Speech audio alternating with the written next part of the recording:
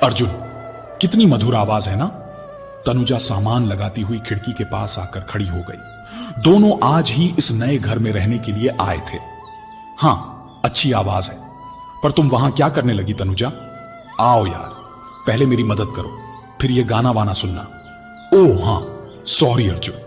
तनुजा अर्जुन की मदद करने लगी, परंतु उसका पूरा ध्यान उस आवाज पर था जो पास वाले घर से आ रही थी।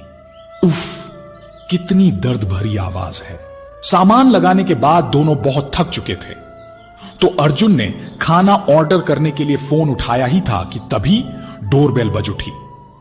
कौन आया होगा अर्जुन?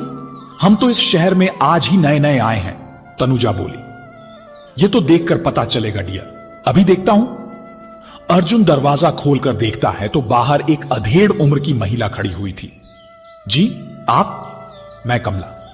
वैसे सब मुझे मिसेस मिश्रा कहते हैं, यहीं आपके पड़ोस में रहती हूं। वह देखिए मेरा घर। उसने अपने घर की ओर इशारा किया। ओह अच्छा, पर आप यहां? मैंने सुबह आपको सामान के साथ आते देखा था, तो समझ गई कि आप लोग यहां नए रहने आए हो। आइए आंटी, अंदर आइए। आप खड़ी क्यों हैं? हम लोग इस घर में ही नहीं, इस शहर में भी। तनुजा कुछ कह पाती कि अर्जुन ने उसे आंखों के इशारे से चुप रहने को कहा।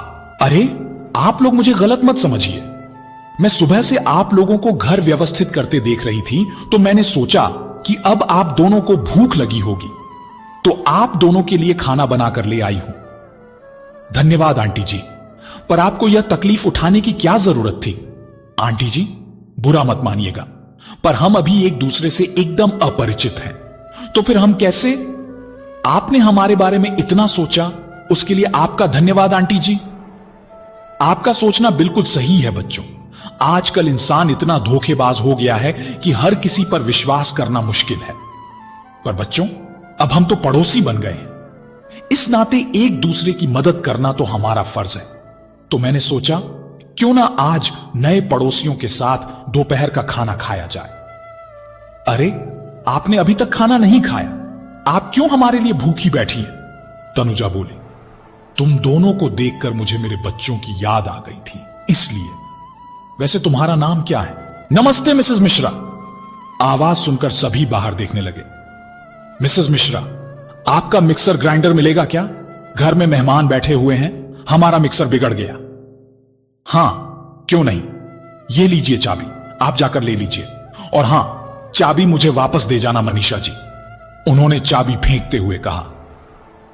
आंटी, आपने अपने घर की चाबी ऐसे? अरे हमारे पड़ोसी हैं, चोर नहीं।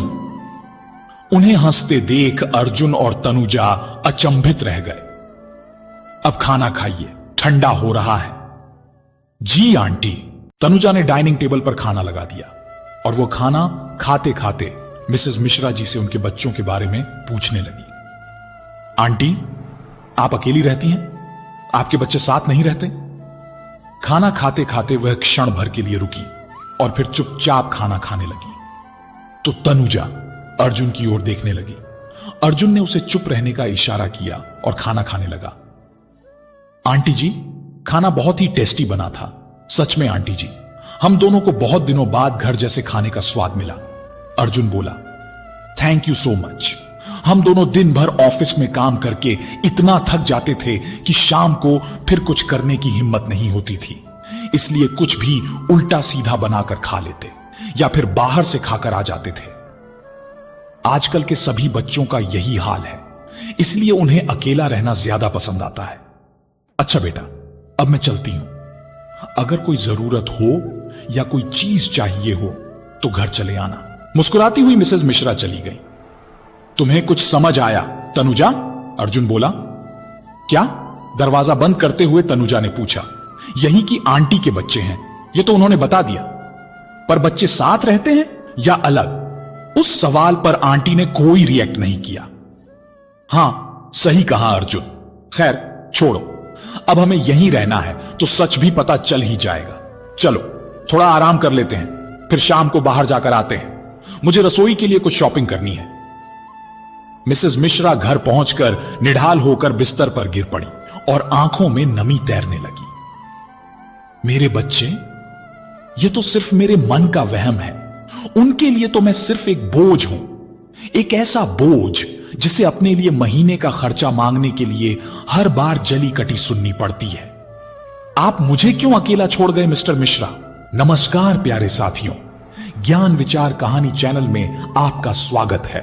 प्यारे साथियों, आज की यह कहानी है एक ऐसी मां की जिसने अपना पूरा जीवन अपने परिवार, अपने बेटे और अपनी बहू के लिए निछावर कर दिया, मगर किस्मत ने उसके साथ ऐसा खेल खेला कि बुढ़ापे की उस नाजुक उम्र में उसने अपना सबसे बड़ा सहारा खो दिया। तो चलिए प्यारे साथियों, आज की कहानी शुरू करते हैं। आप बहुत भाग्यशाली हैं मिसेस मिश्रा।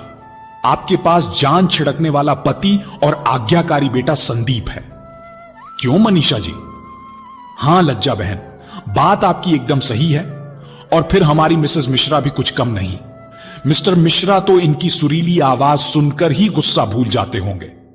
दोनों जोर से हंसने लगी। तुम दोनों तो मुझे कमला कह सकती हो, फिर यह मिसेस मिश्रा क्यों? मुझे अलग अलग सा फील होता है। आपको मिस्टर मिश्रा के मुंह से ही मिसेस मिश्रा सुनना पसंद है, इसीलिए हम भी आपको मिसेस मिश्रा ही कहेंगे। दोनों हंसती हुई चली गई। कमला पूरी वसंत वाटिका कॉलोनी में मिसेस मिश्रा के नाम से मशहूर थी। संदीप दिल्ली की मशहूर आईटी कंपनी में जॉब करने लगा था। उसे अपने साथ काम करने वाली राधा से प्यार हो गया था। उसने अपना फैसला घर में बता दिया। मिस्टर मिश्रा बहुत खुले विचारों के थे, इसलिए बिना विरोध किए उन्होंने संदीप के प्यार को बहू के रूप में स्वीकार कर लिया। कमला तो संदीप की खुशी के लिए कुछ भी कर सकती थी। वह तो मिस्टर मिश्रा की परछाई थी, तो भला उसे क्या समस्या होती।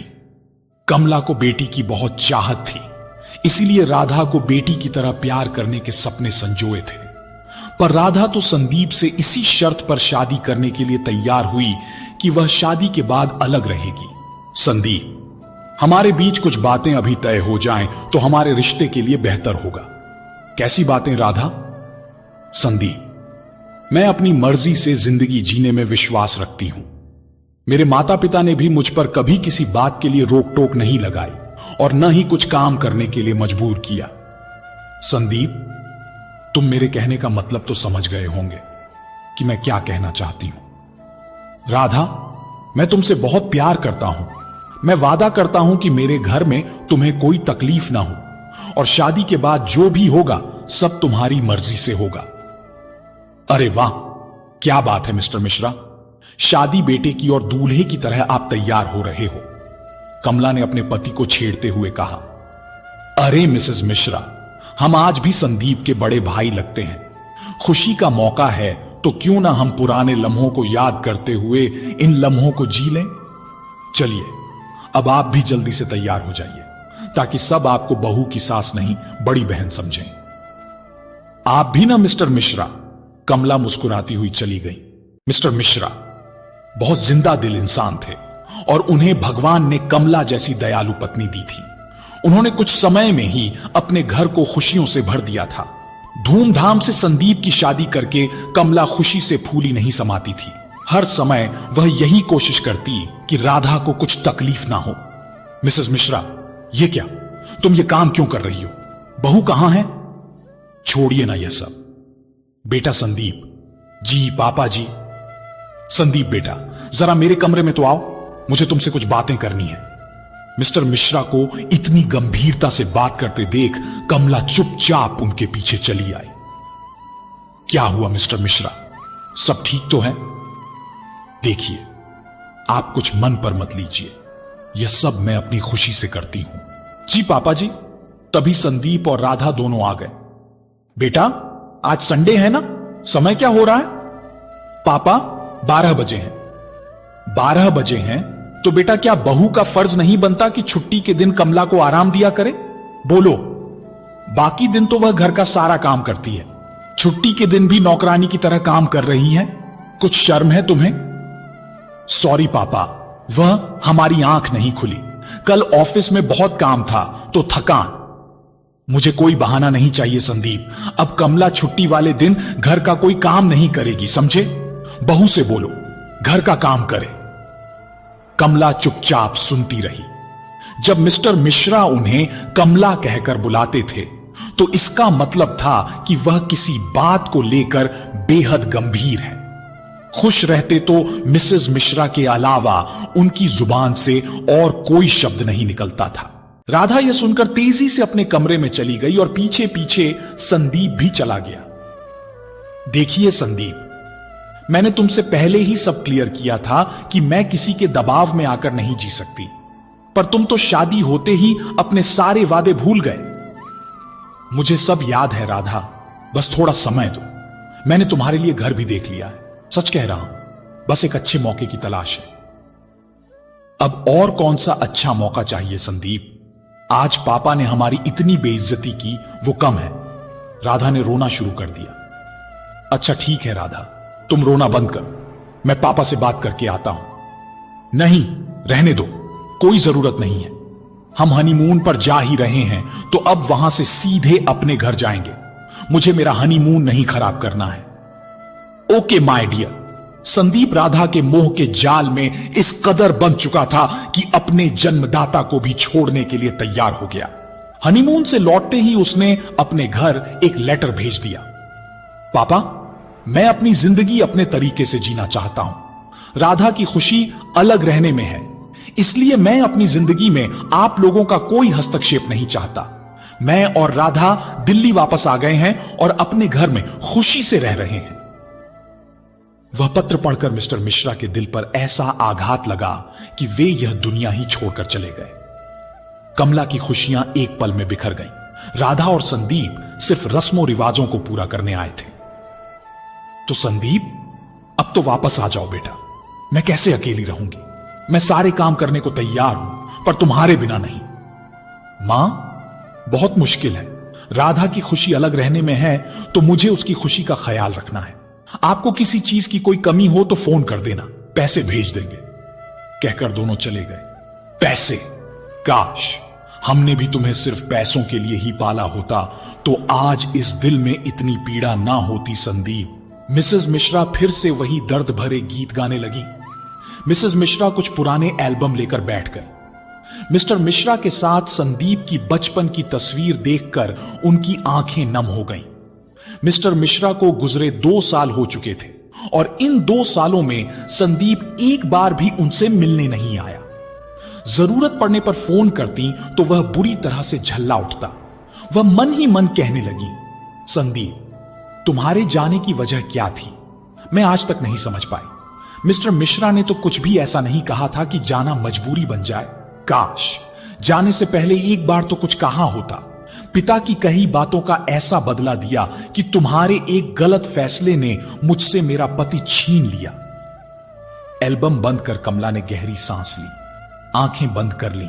आज तनुजा और अर्जुन को देखकर उन्हें संदीप से मिलने की तीव्र इच्छा होने लगी। एक बार मन हुआ कि संदीप को फोन करे, पर दूसरे ही पल राधा के कटु वचन याद आ गए। मॉम जी, आपसे कहा ना, हमें यूं बार बार फोन करके डिस्टर्ब मत किया करो। आपको पैसे से मतलब है ना, तो हर महीने संदीप भेज तो देता है, फिर भी आपका मन नहीं भरता। राधा बेटा, पहले मेरी बात तो सुनो। मुझे कुछ नहीं सुनना मॉम जी, जो भी कहना है अपने बेटे से कहो। ये लो संदीप, अपनी मॉम से बात करो, ये हमें कहीं भी चैन से नहीं रहने देगी। राधा फोन पकड़ाकर चली गई। हेलो मां, बोलो क्या चाहिए? बेटा, ऐसे क्यों बोल रहे हो? क्या कुछ जरूरत हो तभी तुमसे बात करूं? क्या मैं तुम्हें इतनी बोझ लगती हूं जो अपने बेटे बहू से बात भी नहीं कर सकती? बोलो संदीप। मां, यह फालतू का रोना शुरू मत कर देना प्लीज। मैं इन बातों से बहुत तंग आ गया हूं। अब काम बोलो, क्या चाहिए? मुझे मेरा लाडला बेटा वापस चाहिए। बोलो, दे सकते हो संदीप।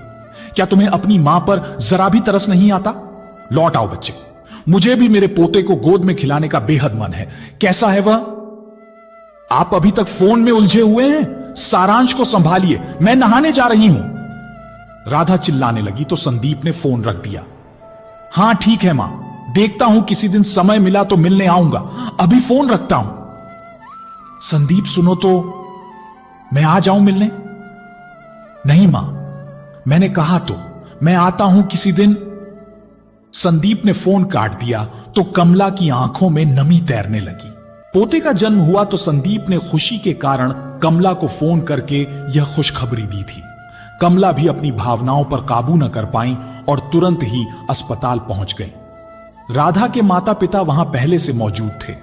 यह देख मिसेस मिश्रा को थोड़ा खराब लगा, पर वह इस बात से खुश थी कि उनके बेटे ने उन्हें बुलाया। मां, आप। संदीप ने झुककर पैर छुए तो सब भावुक हो गए। कमला ने गले लगा लिया। क्यों नहीं आना चाहिए मुझे? मैं तो मेरे पोते को देखने आई हूं। राधा की मां बच्चे को पहले से ही गोद में लिए हुई थी। लाइए बहन, मेरी गोद में भी दीजिए मेरे संदीप के अंश को। मिसेस मिश्रा पोते को लेने आगे बढ़ी। अभी तो यह सो गया है मिसेस मिश्रा, जब जागेगा तो आप गोद में ले लीजिए, उन्होंने उसे झूले में लिटाते हुए कहा। हां मां, मॉम ठीक कह रही हैं, आप आराम से बैठिए। मिसेस मिश्रा काफी देर तक झूले के पास खड़ी पोते को निहारती रही। सोते हुए वह बहुत प्यारा लग रहा था। आप लौट आइए ना मिस्टर मिश्रा, अब मैं अपने पोते को जरा भी आंखों से ओझल नहीं होने दूंगी, उसे हमेशा सीने से लगाए रखूंगी। आप कब तक अपने पोते को निहारती रहेंगी मिसेस मिश्रा? आइए बाहर बैठते हैं, डॉक्टर के आने का समय हो रहा है, खामखा नाराज होंगे। कमला जी उस कमरा से बाहर निकल आई और सब बाहर आ गए। सिर्फ संदीप अंदर रुक गया। थोड़ी देर में डॉक्टर आकर राधा और बच्चे को चेक करके चली गई तो सब फिर अंदर पहुंच गए। मां, चलिए आपको घर छोड़ देता हूं, संदीप बोला। नहीं संदीप, मैं जाने के लिए नहीं आई। जब तक मेरी बहू और पोता अस्पताल में हैं, मैं यहीं रुकूंगी। मां, जिद मत करो, राधा की मॉम है ना यहां, वह सब संभाल लेंगी। फिर मैं भी हूं, यह अस्पताल है, यहां बेकार में भीड़ मचाकर क्या फायदा। संदीप की बात ने कमला को तोड़ दिया। फिर भी हिम्मत करके बोली, बेटा, अब बहू और पोते के प्रति मेरी भी कुछ जिम्मेदारियां बनती हैं। हम लोग बारी बारी यह जिम्मेदारी संभाल लेंगे, आपकी क्या प्रॉब्लम है? मॉम जी, मुझे इस समय मेरी मॉम मेरे पास चाहिए और कोई नहीं। अभी आप जाइए और घर पर आराम कीजिए। राधा की बातें सुनकर कमला अपना बैग उठाकर चलने लगी। तो मां, मैं घर छोड़ देता हूं। वह तो तुमने बहुत पहले छोड़ दिया संदीप, आज मां को भी छोड़ दिया। खैर, तुम यहीं रुको राधा के पास, मैं चली जाऊंगी। इससे पहले आंसू बहने लगते, कमला तेजी से वहां से निकल गई। अस्पताल के गेट पर पहुंचकर कुछ क्षण के लिए रुकी और पीछे मुड़कर देखा। शायद संदीप पीछे पीछे आया हो, पर संदीप की जिंदगी में तो अपनी पत्नी और नई मां के अलावा और किसी के लिए जगह नहीं थी। तभी दरवाजे पर दस्तक से कमला विचारों से बाहर निकल आई। घड़ी की ओर देखा, ओह शाम हो गई, कौन आया होगा, देखती हूं। अरे मनीषा जी, आप? हो गया मिक्सर का काम? इतनी भी क्या जल्दी थी? आपका ठीक होकर आ जाता तब रिटर्न कर देती। धन्यवाद मिसेस मिश्रा। मेहमान भी चले गए तो सोचा यह भी वापस दे आऊं। आपको शाम को काम आएगा, मिक्सर ठीक होने भेजा है, शायद कल तक आ जाए। अरे तो ले जाइए वापस, जब आपका ठीक होकर आ जाए तो दे जाना। मुझे अकेले को कौन सा पकवान बनाने होते हैं, वैसे भी मैंने आज हमारे नए पड़ोसी के लिए दोपहर में खाना बनाया तो बचा रखा है, वही रात को खा लूंगी। अरे हां मिसेस मिश्रा, कैसे हैं हमारे नए पड़ोसी? कितने लोग हैं? आज मेहमानों के कारण उन्हें आते नहीं देख पाई। और आप भी खूब हैं, बिना पहचान के उनके लिए खाने की व्यवस्था। अब जब वह हमारे पड़ोसी बन ही गए हैं तो पहचान के पहले करने में क्या बुराई है? फिर आप मेरा नेचर जानती ही हो, किसी की भी मदद करने के लिए मैं कुछ सोचती नहीं हूं। हम जानते हैं मिसेस मिश्रा, एक तरह से आप अपनी जगह सही हो, पर अब पहले जैसा समय नहीं रह गया।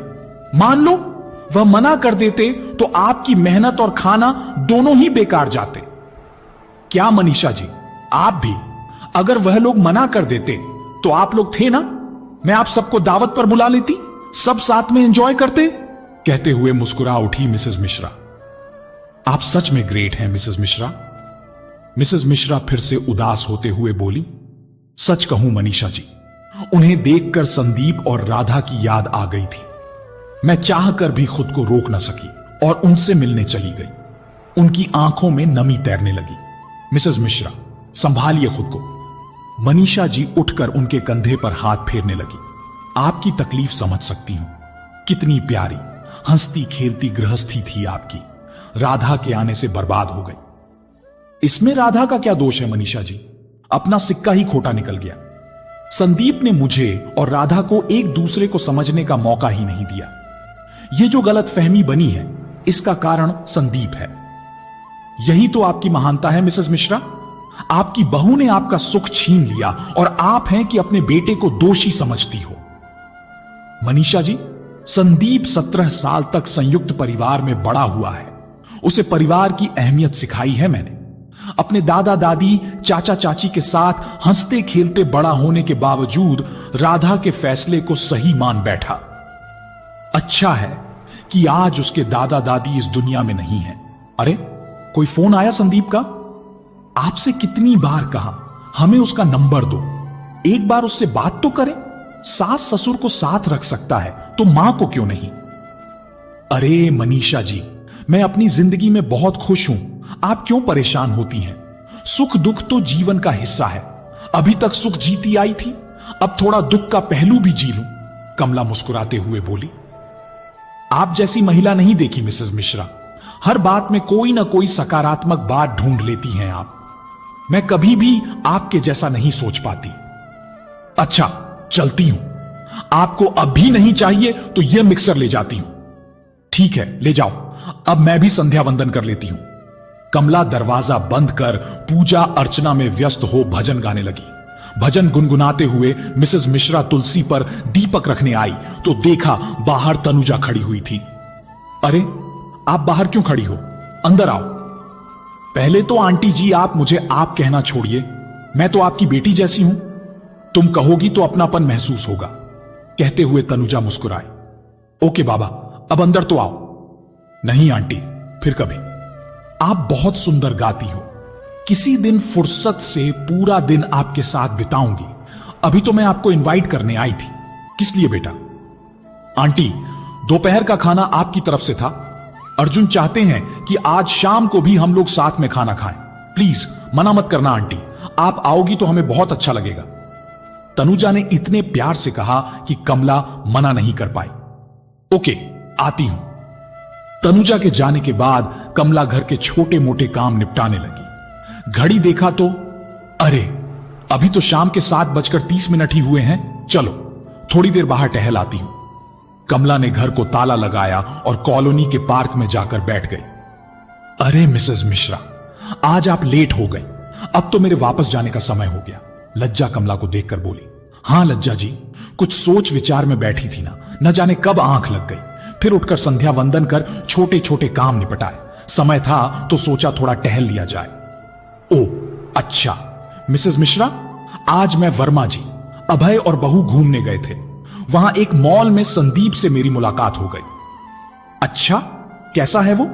अकेला था कि राधा और सारांश भी साथ थे? अब तो बड़ा हो गया होगा ना। बोलिए लज्जा जी, संदीप ने आपसे बात की? कुछ पूछा? आप भी ना मिसेस मिश्रा, क्यों झूठी आस लगाए रहती है? उसने सिर्फ हमसे नमस्ते की और अपनी फैमिली मतलब सास ससुर बेटे और राधा के साथ आगे बढ़ गया।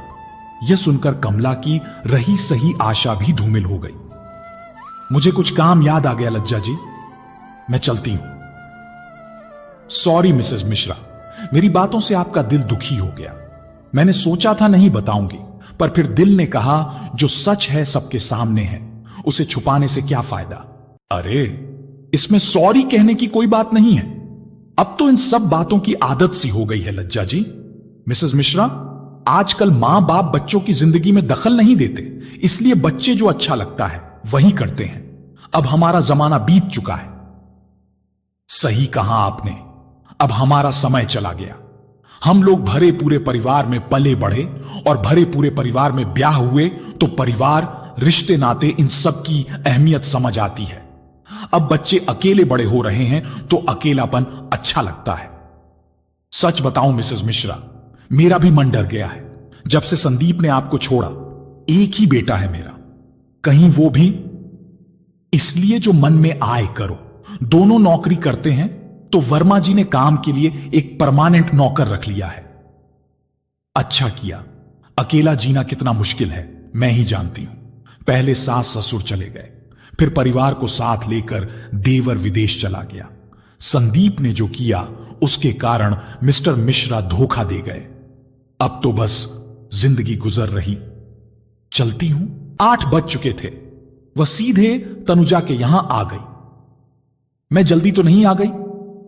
अरे नहीं आंटी, आइए बैठिए, हम तो आप ही का इंतजार कर रहे थे। तनुजा हंसकर बोली। जी आंटी, तनुजा सही कह रही है, अर्जुन पास में बैठता हुआ बोला। तुम लोग इससे पहले कहां रहते थे? मिसेस मिश्रा ने बातों का सिलसिला शुरू किया। आंटी, हम लोग बेंगलोर में जॉब करते थे। अभी 1 साल पहले ही हमारी शादी हुई है। हमारी फैमिली लखनऊ में रहती है। अर्जुन को यहां एक बड़ी कंपनी में जॉब ऑफर आया। ऑफर बहुत अच्छा था तो हमने एक्सेप्ट कर लिया। इस वजह से मुझे जॉब छोड़नी पड़ी, पर कोई नहीं, कुछ दिनों में मुझे यही जॉब मिल जाएगी। तनुजा ने मुस्कुराते हुए कहा। जरूर मिल जाएगी बेटा। जब तक तुम्हें जॉब नहीं मिलती, मुझे तुम्हारे साथ समय बिताने का मौका मिल जाएगा। कमला मुस्कुराते हुए बोली। जी आंटी, मुझे भी इस समय का सदुपयोग करना है। आप मुझे खाना बनाना सिखाएगी। मुझे अच्छा खाना बनाना नहीं आता, मैं तो बस कुछ भी बना लेती हूं। आइए खाना खाते हैं। आज अर्जुन ने खाना बनाया है। कुछ ही दिनों में मिसेस मिश्रा, अर्जुन और तनुजा में संबंध बहुत गहरे हो गए। आंटी, आप गाना हो या भजन, सब बहुत अच्छा गाती हो। कहां से सीखा? तनुजा ने पूछा। मेरे दादाजी से। वह शास्त्रीय संगीत में प्रांगण थे और उन्हीं से यह ज्ञान हम बहनों को मिला। आपकी बहनें भी हैं? हां, मेरी 3 बहनें हैं। एक यूएसए में अपने बच्चों के साथ रहती हैं और एक आगरा में। कभी कभी आती रहती है। और तुम्हारे और अर्जुन के परिवार में? मैं अकेली हूं आंटी। मम्मी पापा का डिवोर्स हो गया तो दोनों ने शादी कर ली। मैं इतनी छोटी भी नहीं थी जो सही गलत ना समझ पाती। मैंने दोनों के साथ न रहकर नाना नानी के साथ रहना पसंद किया। मामा जी तो मां से नाराज थे तो मुझे भी पसंद नहीं करते थे। ओह, माफ करना बेटा, तुम्हें दुखी कर दिया। अरे नहीं आंटी, भगवान कुछ लेते हैं तो बहुत कुछ देते भी हैं। जब से अर्जुन मेरी जिंदगी में आए, सब कुछ अच्छा ही अच्छा है। मैं भी खुश और नाना नानी भी खुश। अर्जुन की फैमिली बहुत अच्छी है आंटी, सब मुझे बहुत प्यार करते हैं। अर्जुन के घर में सभी खाना खाने के बहुत शौकीन हैं और मुझे कुकिंग जरा भी नहीं आती। हंसने लगी तनुजा, फिर बोली। आंटी, आप मुझे खाना और गाना दोनों सिखाएंगी? खाना तो सिखा दूंगी, वह भी आज से ही शुरू कर देते हैं, पर मैं गाना नहीं हो पाएगा, सब भूल चुकी हूं। दोबारा रिवीजन करना होगा, बहुत दिनों से इसकी आदत छूट गई है। मिसेस मिश्रा बोली। आंटी प्लीज, मना मत करो। मेरी जॉब नहीं है, ढूंढने का प्रोसेस चल रहा है। जॉब हो गई फिर मैं भी व्यस्त हो जाऊंगी। मुझे बचपन से ही गाने का बहुत शौक है, पर पढ़ाई और माहौल के चलते सीख नहीं पाई। अच्छा ठीक है, मुझे 2-3 दिन दो तनुजा, पहले मैं खुद को तैयार करूं, फिर तुम्हें संगीत सिखाऊंगी। तनुजा ने खुश होकर मिसेस मिश्रा को गले लगा लिया तो उनकी आंखें भर आईं। आंटी, ये आंसू, मेरी इस हरकत का आपको बुरा लगा? अरे नहीं बच्चे, ये तो तुम्हारा प्यार देखकर आंख भर आई। सच में तनुजा, तुम्हारे और अर्जुन के आने से मेरा सूनापन दूर होने लगा है। आंटी, आप हुई इतनी अच्छी, इस नई जगह में आते ही हमें आपका साथ मिला। मैं तो यही सोचती थी कि अर्जुन तो ऑफिस चला जाएगा, फिर मैं अकेली क्या करूंगी। थैंक गॉड कि यहां मुझे आप मिल गई। आंटी, हम घूमने चले? अर्जुन तो शाम को आएंगे, तो क्यों ना दिल्ली की सैर की जाए। कहां जाने की बात हो रही है? मनीषा जी अंदर आते हुए बोली। अरे मनीषा आंटी, आप चलो। अच्छा है, आप भी आ गई। मैं आंटी जी से कह रही थी कि हम दिल्ली घूमने चले। वैसे भी अभी मैं फ्री हूं और आंटी भी, और गर्मी भी नहीं है।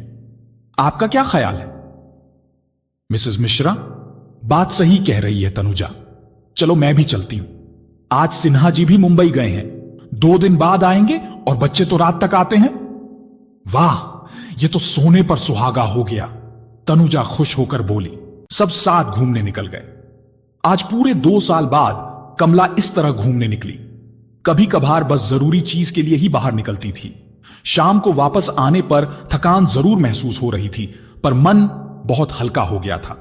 कड़वी बातों का बोझ कुछ पल के लिए ही सही, पर दूर हुआ तो एक ऊर्जा सी महसूस होने लगी थी। ऐसे ही दिन निकलने लगे। तनुजा के आ जाने से कमला की व्यस्तता बढ़ने लगी। उन्होंने उसे संगीत सिखाना शुरू कर दिया। तनुजा अपने मधुर व्यवहार से सबके दिल में जगह बना रही थी।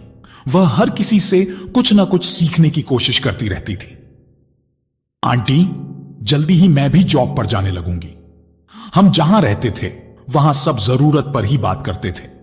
वैसे कोई किसी से बात नहीं करता था। मैं भी खालीपन महसूस करूंगी। अभी तक तो तुमने मुझे इतना व्यस्त रखा कि कुछ सोचने का समय ही नहीं मिला। मिसेस मिश्रा उदास होने लग गई। तनुजा का ऑफर लेटर आ गया था। आंटी, आप इतना कुछ जानती हैं तो संगीत क्लास क्यों नहीं खोल लेती? इस तरह आपका भी समय कट जाया करेगा। अरे नहीं, यह सब मेरे बस का रोग नहीं है। यह तुम तक ही ठीक है। चलो, अर्जुन आने वाला होगा। अब जाओ, उसके लिए कुछ खाने के लिए बना लो। ओह हां आंटी, चलती हूं, पर मेरी बात पर विचार जरूर कीजिएगा। जब आपके पास हुनर है तो आप उसका लाभ सभी को दीजिए, आपको भी अच्छा लगेगा। तनुजा के जाने के बाद कमला सोच विचार में पड़ गई। तनुजा कह तो सही रही है, पर कोई सीखने के लिए आएगा? वैसे भी अकेले दिन कांटे नहीं कटते। ऊपर से छोटी छोटी जरूरतों के लिए संदीप और राधा की बातें सुननी पड़ती हैं। महीना खत्म होने आ रहा था और राधा और संदीप में बहस छिड़ी हुई थी। राधा, कब तक घर बैठोगी? अब तो नौकरी ज्वाइन करो यार। मैं अकेला कमाने वाला और इतने लोग। इतने सारे लोग से क्या मतलब है तुम्हारा? कहीं तुम्हारा इशारा मेरे मॉम डैड की ओर? मतलब साफ है, तुम्हारे मॉम डैड को भी सोचना चाहिए कि कब तक मेरे ऊपर बोझ बने रहेंगे। 6 महीने हो गए। यार, हो जाने दो। सारांश अभी छोटा है, मैं उसे छोड़कर कैसे जाऊं? मॉम कैसे संभालेगी? अपनी मॉम को पैसे भेजना बंद कर दो। वाह, यह खूब कही। तुम्हारे माता पिता को मैं पाल लूं और अपनी मां को खर्चा भी नहीं दूं, यह नहीं हो सकता। अब निर्णय तुम्हारे हाथ में है। संदीप, नाराज ना हो। राधा हमारी इकलौती बेटी है। बस यही मोह हमें यहां रोके रहता है। अब तो सारांश से इतना मोह हो गया है कि उसे दूर होने की सोच भी नहीं सकते। पर तुम्हें हमसे प्रॉब्लम है तो हम आज ही तुम्हारे घर से चले जाते हैं। संदीप, मेरे मॉम डैड कहीं नहीं जाएंगे, वह यहीं मेरे पास रहेंगे। तुम्हें घर में बैठने से प्रॉब्लम है तो मैं सोमवार से ऑफिस जाना शुरू कर देती हूं। अब खुश? संदीप कुछ नहीं बोला और उठकर घर से बाहर निकल गया। मॉम, लगता है इस बार संदीप की मॉम ने कुछ ज्यादा पैसे मांग दिए हैं, इसलिए इतना परेशान है। नहीं तो संदीप मुझसे इस तरह से नहीं बोलते। संदीप वहां से निकलकर सीधे अपने बचपन के दोस्त संतोष के पास चला गया। कैसे हो संतोष? मैं तो ठीक हूं, पर तुम आज इतने बुझे बुझे से क्यों हो? कुछ परेशानी? अब तुमसे तो कुछ नहीं छुपा है संतोष। राधा के मॉम डैड अपने बेटों को छोड़ मेरे साथ रहते हैं। ठीक है, रहूं, पर यह क्या? आज यह चाहिए, यह ऐसा, वह वैसा। मैंने वही किया जो राधा ने चाहा। उसने कहा मेरे मां पापा के साथ नहीं रहेगी, तो मैंने उसकी यह जिद भी मान ली। यही तो गलती की तूने संदीप, और तेरी इसी गलती की सजा आंटी जी भुगत रही हैं। एक बात बता, क्या तुझे उनसे मिलने और उनके साथ रहने का मन नहीं करता? बहुत करता है यार, पर वे अकेली हैं तो अपनी मर्जी की मालिक हैं। मैं मां को साथ रखकर उन्हें किसी का नौकर नहीं बना सकता। मैं उनकी और समाज की नजर में बुरा बेटा हूं तो ठीक है। आज जो हालात हैं उसमें गलती तो मेरी रही। राधा ने तो शादी से पहले ही सब क्लियर कर दिया था। तुम भाभी को समझा सकते थे। बहुत कोशिश की थी, पर उसने वापस उस घर में आने को मना कर दिया था। यह बाद में पता चला कि यह सब उसके माता पिता की इच्छा से हुआ है। वे राधा के मन में शादी से पहले ही यह सब भर चुके थे। मैं मां का जिक्र छेड़ दूं तो घर में क्लेश शुरू हो जाता है। राधा की मम्मी की अपनी बहुओं से जरा भी नहीं पटती है। 3 बेटे होते हुए भी दोनों महीने में 20 दिन यहां रहते तो 10 दिन अपने बेटों के पास रहने चले जाते हैं। सारांश के जन्म के बाद तो वो भी बंद कर दिया। संदीप, ये हालात तो तूने ही बनाए हैं, पर कब तक तू राधा भाभी के कहे अनुसार चलेगा? समय के अनुसार बदलना सीख। जब वह अपने माता पिता को साथ रख सकती है तो तू भी अपनी मां के पास रह सकता है। संतोष की बातें सुनकर संदीप खामोश हो गया। क्या सोचने लगा संदीप? शायद तुम ठीक कह रहे हो। पहले तो मैंने कभी इस विषय में नहीं सोचा, पर अब बहुत परेशान हो गया हूं। मैंने राधा की खुशी के लिए सब कुछ किया, पर उसने कभी भी मेरी खुशी की परवाह नहीं की। अब मुझे अपनी गलती महसूस होती है। आंटी से कब से नहीं मिले? 6 महीने हो गए। सारांश के जन्म पर अस्पताल में मां मिलने आई थी। वहां भी राधा का उनके साथ उपेक्षित व्यवहार देखकर मैंने उन्हें जाने को कह दिया। उस दिन से मां की भीगी आंखें नहीं भूला संतोष। मैं जितना उनके बारे में सोचता हूं उतना ही शर्म से जमीन में गड़ता जाता हूं। मैं अपनी मां को कोई सुख नहीं दे पाया। मेरी एक बात मानेगा संदीप? क्या बोल? चल आंटी के पास चलते हैं। सच, वह बहुत खुश हो जाएगी। आज तक मैं चुप रहा क्योंकि तू मेरी कोई बात सुनना नहीं चाहता था। मुझ में मां का सामना करने में डर लगता है। उन्हें सफेद कपड़ों में देखकर पापा को दिया दुख याद आता है। मेरे कारण पापा आज इस दुनिया में नहीं है। सब समझते हैं मैं बदल गया। सच तो यह है कि मैं भी नहीं चाहता मां मेरे लिए तड़पे। संदीप, इसलिए कह रहा हूं, आंटी को सिर्फ तू चाहिए, तेरे पैसे नहीं। वह तेरी मां है। तेरी व्यवस्था समझकर तुझे माफ कर देगी। हमें कुछ ऐसा करना चाहिए कि आंटी भी खुश रहें और भाभी भी।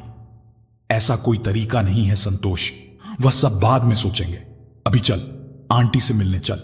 देख, अब मना मत करना। संतोष के कहने पर संदीप मां से मिलने चल तो दिया, पर रास्ते भर उसे मां पापा के बीच हंसी मजाक की बातें, पापा के ठहरे याद आ रहे थे। मम्मी पापा की कितनी सुंदर जोड़ी थी। मेरे कारण सब तबाह हो गया। अब ना वह खुश रह पा रही हैं और ना मुझे सुकून मिल रहा है। गाड़ी रुकी तो सबसे पहले सामना लज्जा आंटी से हुआ, जो संदीप के घर से निकल रही थी। अरे संदीप, आज यहां का रास्ता कैसे भूल गए? या फिर कुछ लेने आए हो? संदीप ने कोई जवाब नहीं दिया, बस नमस्ते कहकर वह घर की ओर चल दिया। घर से कमला और तनुजा के गाने की आवाज आ रही थी। संदीप, ये आवाजें एक तो मां की है, एक पता नहीं। चल देखते हैं। दोनों अंदर प्रवेश करते हैं। संदीप को देखते ही कमला एकदम से रुक गई, तो तनुजा भी उधर देखने लगी। ओ, तो ये है आंटी जी का बेटा। अभी मेरा यहां रुकना ठीक नहीं होगा। तनुजा ने मन में सोचा और उठकर बोली, मैं चलती हूं आंटी जी, हम ठीक हैं। चरण स्पर्श आंटी जी। संतोष ने झुककर पैर छुए तो संदीप सकपका गया और वह कमला के पैरों में झुका तो उन्होंने उसे सीने से लगा लिया। 2 साल बाद मां के पास आने की फुर्सत मिली बेटे। मिस्टर मिश्रा तो चले गए, तुमने मुझे भी मरा समझ लिया। आज कैसे आए हो? कोई परेशानी? मां, मुझे माफ कर दो। संदीप फिर से कमला के पैरों के पास बैठकर रोने लगा। मैं ऐसे चक्रव्यूह में फंस गया हूं कि खुशियां मेरे समीप हैं, पर फिर भी मैं उन्हें महसूस नहीं कर पा रहा हूं। यह चक्रव्यूह तुमने ही तो रचा है। तुमने एक बार भी अपने माता पिता से इस बात का जिक्र नहीं किया। बस अपना निर्णय ले लिया। कभी कभी हमारा एक गलत निर्णय हमारी खुशियों पर ग्रहण लगा देता है। तुम कुछ दिन साथ रहते तो शायद राधा हमारे प्यार को समझ पाती। मां, सच में आजकल बहुत परेशान रहने लगा हूं। मुझे सब कुछ होते हुए भी कुछ नहीं है वाली फीलिंग होती है। मैं क्या करूं? कुछ समझ नहीं आता मां। कुछ नहीं करो, जैसा चल रहा है चलने दो संदीप। पति पत्नी के रिश्ते बहुत नाजुक डोर से बंधे होते हैं। मैं नहीं चाहती कि तुम कुछ ऐसा करो कि तुम्हारे लिए परेशानी खड़ी हो। राधा भी एक दिन सब समझ जाएगी।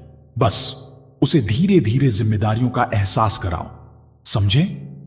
जी मां, आपसे बात करके मन हल्का हो गया। अब थोड़ा अच्छा लगने लगा है। मां, यह जो अपने घर में थी कौन है? और वह आपके साथ गाना क्यों गा रही थी? वह तनुजा है।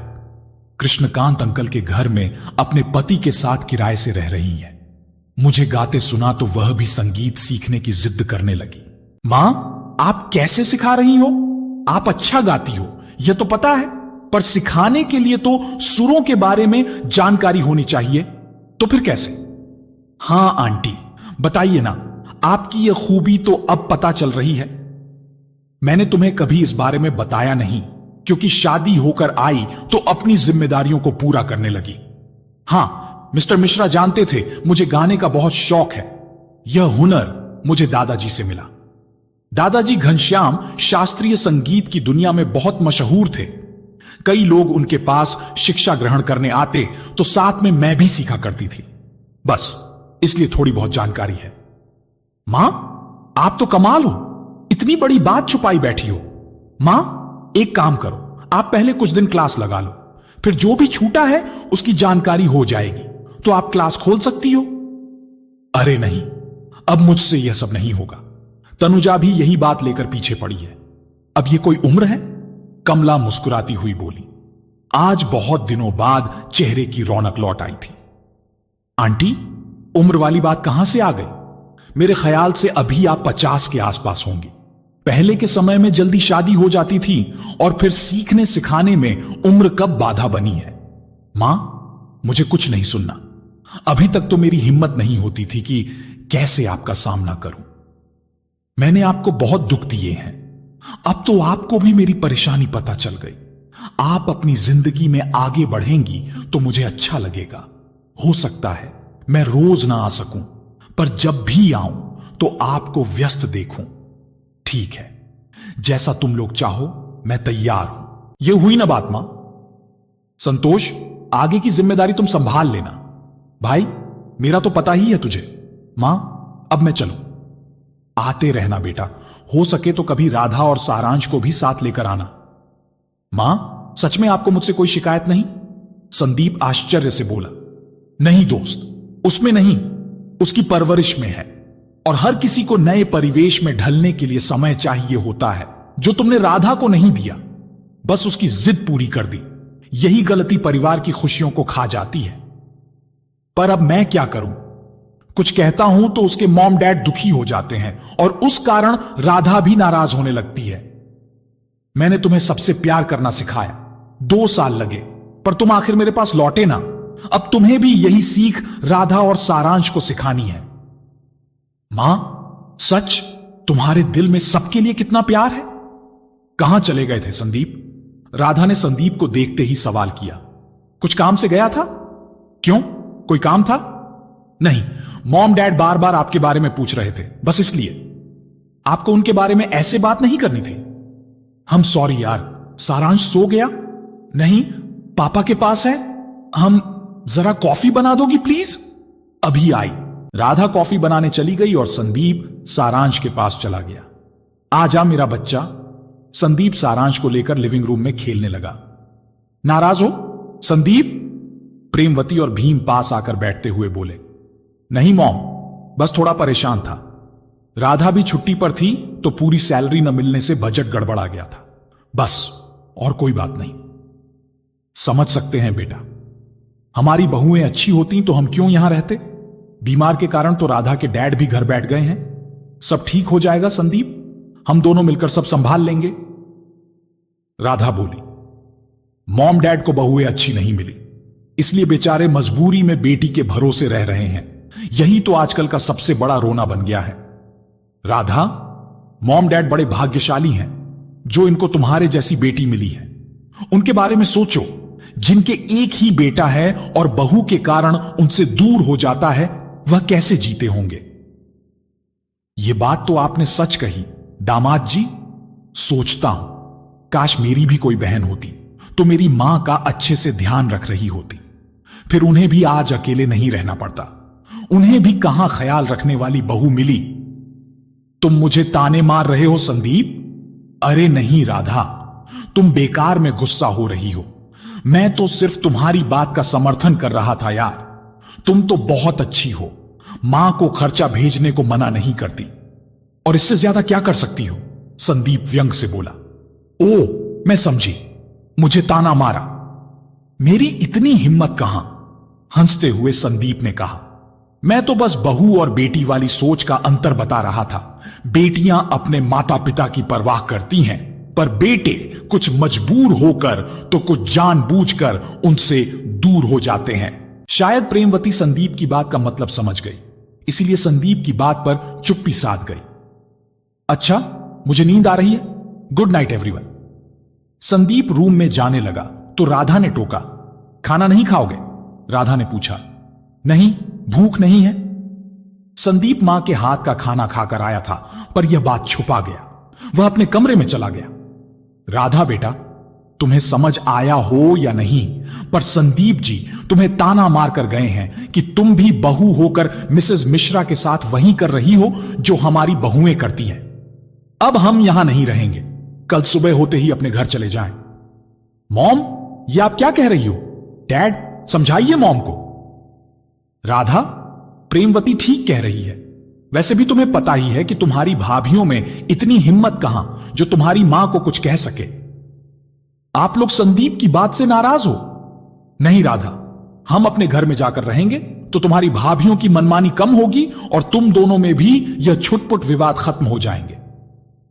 फिर सारांश, वह किसके पास रहेगा? मैं ऑफिस कैसे जाऊंगी? वह सब डिसीजन अब तुम दोनों लेना। संदीप जी की मां के पास छोड़ना या डे केयर में। हम अपने बेटों की नहीं सुनते। तुम्हारे प्यार के कारण संदीप के ताने सहन कर जाते हैं, पर अब बस बेटा, हमें अब जाने दो। हम अब और नहीं रुक सकते। संदीप जाग रहा था। सास ससुर ने जाने का फैसला कर लिया तो खुशी से नाचने का मन करने लगा, पर बना बनाया खेल बिगड़ न जाए इसलिए चुपचाप सोने का नाटक करता रहा। सुबह तुलसी पर दीपक रखते समय कमला के मुख पर असीम शांति दिखाई दे रही थी। बेटा पास नहीं, फिर भी उसका प्यार साथ है। इतनी सी बात ने उन्हें मुस्कुराने की वजह दे दी थी। गुड मॉर्निंग आंटी जी, तनुजा ने आवाज लगाई। अरे तनुजा, आज इतनी सुबह सुबह? आंटी, आज से नौकरी शुरू और आराम खत्म। अब रोज इसी समय उठना पड़ेगा। घर के काम के साथ साथ हम दोनों के टिफिन बनाने होंगे। अच्छा आंटी, शाम को मिलते हैं। हां जरूर बेटा, तुमसे बहुत कुछ शेयर करना है, मैं इंतजार करूंगी। कमला ने भूली हुई सरगम को सुर देने के लिए एक अच्छी क्लास में एडमिशन ले लिया। यह क्लास संतोष ने पता की थी। 1 महीने में ही फिर से सभी सुर और राग रागनियां कमला जी की पकड़ में आ गईं। अब उनके घर से सुर के साथ वीणा की मधुर झनकार भी सुनाई देती थी। कमला के इस नए सफर के सहायक थे तनुजा, अर्जुन, संतोष, संदीप और लज्जा जी, मनीषा जी। सभी ने अपने जानकारों में उनके क्लासेस का प्रचार शुरू कर दिया। कुछ बच्चे सीखने आने लगे थे। मिसेस मिश्रा अब दुखी और मायूस नहीं, बल्कि हमेशा एक ऊर्जा से भरी दिखाई देने लगी। संदीप अब भी साथ नहीं था, पर उसका सहयोग उनके लिए एक नया सवेरा ले आया। आंटी, मुझे और अर्जुन को आपको यूं मुस्कुराते देखकर बहुत अच्छा लगता है। सच, कितना हुनर छुपा था आपके अंदर। सबकी खुशियों का ख्याल रखने में आपने कभी खुद को पहचाना ही नहीं। तनुजा, इसके लिए तो मैं तुम्हारी शुक्रगुजार हूं। तुम न होती तो मैं यूं ही घुट घुट कर मरती रहती। तुमने और अर्जुन ने मेरी जिंदगी में आकर पहले तो मेरा अकेलापन दूर किया, अब मुझे मेरी पहचान याद दिलाई। तुम्हारे शुभ कदम पड़ते ही मेरे बेटे ने अपनी गलती मानकर मुझे गले लगा लिया। आंटी, यह मेरे कारण नहीं, बल्कि आपकी अंदर की अच्छाइयों के कारण हुआ है। देखना, जल्दी ही आपकी बहू भी लौट आएगी और आपकी खुशियां पूरी हो जाएंगी। कमला को अब छोटी छोटी जरूरतों के लिए संदीप के पैसों की जरूरत नहीं थी, तो उसने संदीप को पैसे भेजने से मना कर दिया। राधा ने संदीप के साथ जॉइंट अकाउंट खुलवा रखा था, ताकि पता चलता रहे कि कब सैलरी आई और कब और कितने कमला को ट्रांसफर हुए। संदीप, आपने तो 2 महीने से मॉम जी को पैसे नहीं भेजे। उनका खर्चा कैसे चल रहा होगा, आपने कुछ सोचा? अरे, तुम्हें इससे क्या मतलब? जब तुमने उन्हें छोड़ दिया है तो उनको पैसे भेजने का दिखावा क्यों करना? यह तुम कह रहे हो? राधा आश्चर्य से बोली। हां, 100। अब यह बेकार की बातें छोड़ो। राधा सुनो, मेरी 3 दिन की छुट्टी है। तुम्हारे मायके जाकर सारांश को ले आते हैं। उसके बिना घर बहुत सूना लगता है। हां संदीप, मुझे रातों को नींद नहीं आती। सारांश के बिना हम कुछ नहीं हैं ना? क्यों इतना मत सोचा करो राधा। वैसे भी बड़ा होकर वो कौन सा हमारे साथ रहेगा। जैसे हमने किया है वैसे ही कल को वह भी हमें छोड़कर अपना अलग घर बना लेगा। यह जिंदगी की एक कड़वी सच्चाई है। इसके लिए अभी से खुद को मजबूत कर लो राधा, वरना मेरी मां की तरह रोना पड़ेगा। संदीप बड़ी सहजता से सही मौके पर सही चोट कर देता था, जो सीधे राधा के मन को चुभ जाती थी। रास्ते भर राधा चुप थी। क्या हुआ राधा? अरे यार, अभी तो सारांश सिर्फ 2 साल का है। तुम इतना उदास मत हो। तुम्हारा बेटा भी बहुत छोटा है, इतनी जल्दी अपनी मॉम को नहीं छोड़ेगा। और जब उसकी मां तुम्हारे जैसे प्यार करने वाली हो तब तो बिल्कुल नहीं। संदीप, मैं जॉब छोड़ दूं? मैं सारांश को अपने पास रखकर इतना प्यार दूंगी कि वह कभी भी मुझसे दूर होने के बारे में नहीं सोचेगा।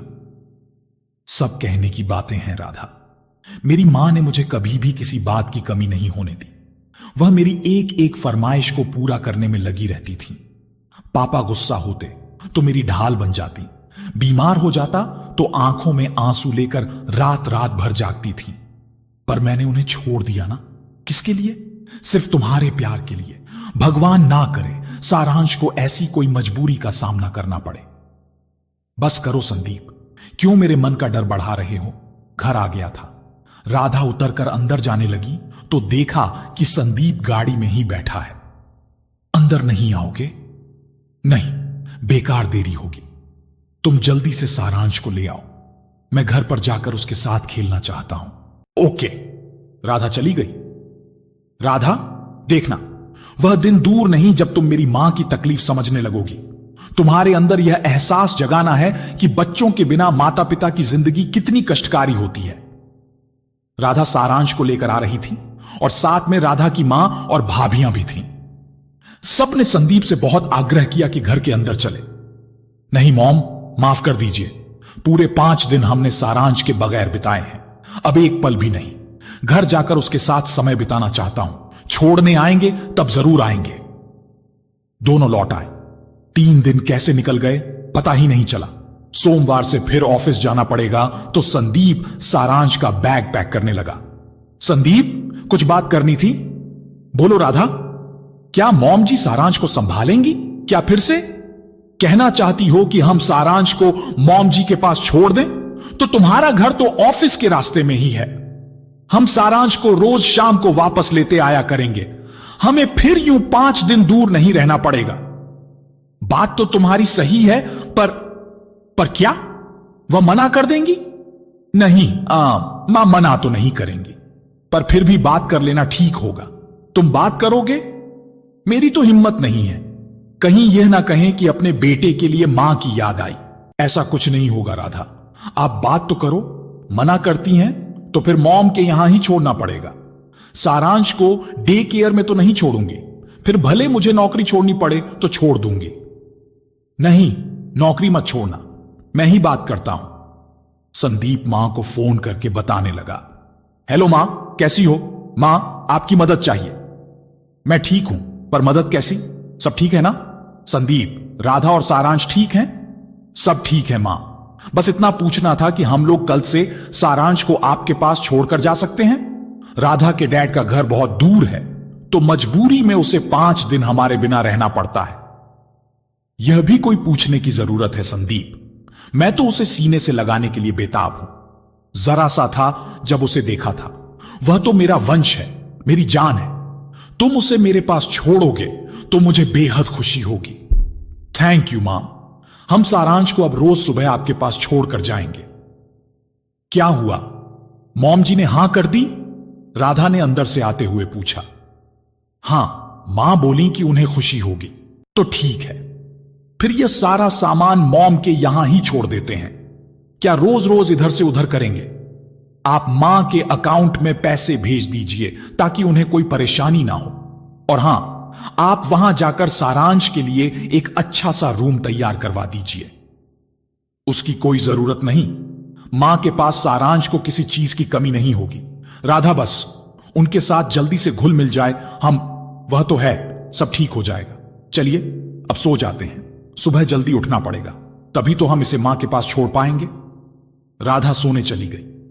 राधा, बस कुछ दिन और, फिर तुम खुद मां के संग रहने की जिद करोगी। संदीप कमला की सीख याद कर मुस्कुराया। कमला संदीप से बात करके झूम उठी। कल मेरा पोता मेरे पास रहने आ रहा है। मुझे तो विश्वास ही नहीं हो रहा। खुशी के मारे मिस्टर की फोटो से बात करने लगी। आप भी बहुत खुश होंगे ना मिस्टर मिश्रा? अब सब ठीक हो जाएगा। आपकी कमी बहुत अखरती है मिस्टर मिश्रा। सारांश, मेरा पोता। खुशी से झूम उठी कमला। कमला खुशी से कुछ पंक्तियां गुनगुना रही थी। तभी पीछे से तनुजा ने आकर गले में बाहें डाल दी और पूछने लगी, वाह आंटी, बहुत प्यारा गीत गा रही हो। आज आप बहुत खुश लग रही हैं। क्या हुआ, बताइए ना। तनुजा, कल से संदीप सारांश को मेरे पास छोड़कर ऑफिस जाएंगे। सच आंटी? मैं बता नहीं सकती आप कितनी खुश होंगी। समझ सकती हूं आंटी, यह वाकई बहुत खुशी की बात है। पर आंटी, राधा भाभी मान गई? अरे, यह राधा की ही मर्जी है। इसका भी कारण बताती हूं। जब पहली बार संदीप आया था तो बता रहा था कि उसके सास ससुर साथ रहते हैं। इस कारण उन दोनों में खटपट हो जाती थी। फिर वे लोग वापस अपने घर चले गए और राधा के सामने सारांश को संभालने की समस्या आ गई। वह उसे डे केयर में नहीं छोड़ना चाहती थी। फिर तय हुआ कि मॉम डैड के पास सारांश को छोड़कर ऑफिस जाएंगे। फिर क्या हुआ? उन्होंने मना कर दिया। अरे नहीं, दरअसल दूरी समस्या बन गई। उनका घर संदीप के घर से 2 घंटा और ऑफिस से 1 घंटा दूर था। आने जाने में लगता, दोनों इतने थक जाते कि फिर इतनी दूर आना जाना मुश्किल हो जाता।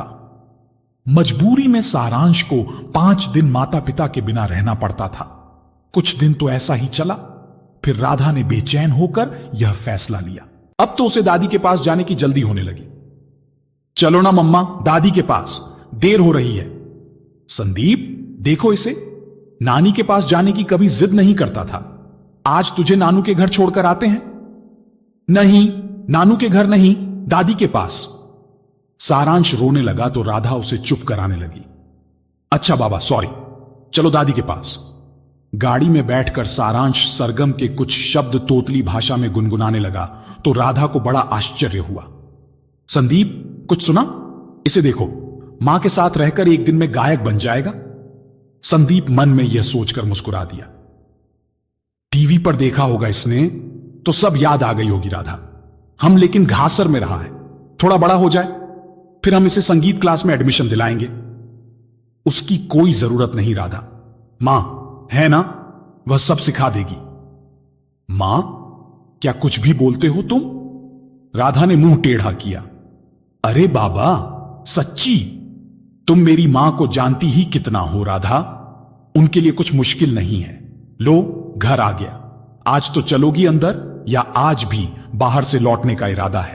राजा बेटा, आज अपनी दादी के पास जा रहा है। संदीप, ये वहां रह तो लेगा ना? क्यों, ऐसे क्यों पूछ रही हो? इसने मां को कभी देखा नहीं, बस इसलिए? ये बेकार की बातें सोचना छोड़ दो।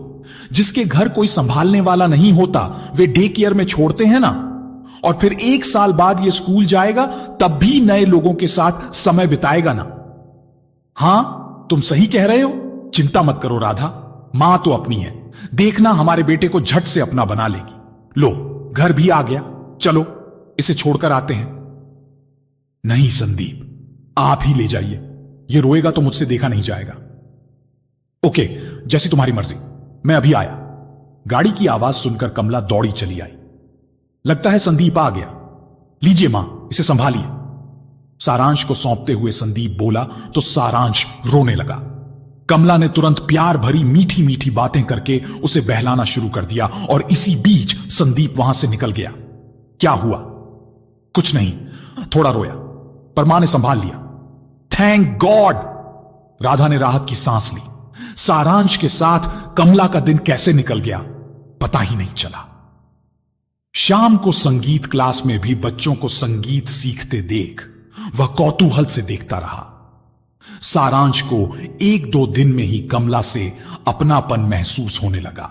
ओ अच्छा, यानी इच्छा नहीं, मजबूरी में आपकी याद आई। कुछ भी हो तनुजा, एक कदम राधा ने इस ओर बढ़ाया है तो मैं उसके इस कदम का स्वागत करती हूं। अगर मैं ही हट करूंगी तो यह बिखरा परिवार कभी पूरा नहीं होगा। आंटी, आप सच में बहुत अच्छी हैं। आपसे रोज एक नई सीख मिलती है। अब आपकी क्लास का क्या होगा? शाम 5 बजे से 6 बजे कर दूंगी। सीखने वाले बच्चे अब भी छोटे हैं तो रात करना गलत होगा। कल तुम कुछ खिलौने ले आना। वह कोमल से आते हो, सारांश को चुभे नहीं, वह अब भी छोटा है। समझ गई आंटी, मैं ले आऊंगी। आपको कुछ और याद आए तो बता देना। मैं भी सारांश से मिलने को उत्सुक हूं तो जल्दी आ जाऊंगी। कमला की आंखों से नींद गायब थी। उफ, यह रात भी बीत नहीं रही, जाने कब सवेरा होगा। राधा, जल्दी से सारांश को तैयार करो। उफ, आज ही आंखें देर से खुलनी थीं। संदीप मन ही मन बड़बड़ा रहा था। सब समय से हो गया संदीप। अब चलिए। सारांश, आज कहां जा रहा है बेटा? संदीप की बात पर सारांश तोतली भाषा में बोला, नानू ते घर नहीं मेरा। राधा ने कुछ पल सोचा। चलो। वह भी गाड़ी से बाहर निकल आए। दोनों घर में प्रवेश करने लगे तो संदीप, यहां तो गैरेज था, पापा की कार खड़ी रहती थी, ये बोर्ड, सारांश गीत, ये सब देख लिया आपने? कुछ दिन पैसे नहीं भेजे तो मॉम जी को यह जगह किराए पर देनी पड़ी। राधा, कभी कभी मैं तुम्हें समझ नहीं पाता। कभी तो मां के खर्चे की चिंता करने लगती हो और कभी उन पर गुस्सा, पर कभी उनसे मिलने का मन नहीं बनाती। तुम्हें समझना बहुत मुश्किल है। कमला ने सारांश के लिए घर में ढेर सारे खिलौने जगह जगह रखे थे। सारांश अंदर पहुंचते ही अपने खिलौनों में उलझ गया। काफी दिनों बाद घर लौटी तो कमला ने उसे दरवाजे पर रोक दिया। रुको राधा। क्या हुआ मां? संदीप ने चौंक कर पूछा। तब तक कमला अंदर चली गई थी। राधा को इस तरह रोकना अच्छा नहीं लगा। मैं गाड़ी में तुम्हारा इंतजार करती हूं। वह जाने के लिए मुड़ी। अरे रुको राधा, कहां जा रही हो?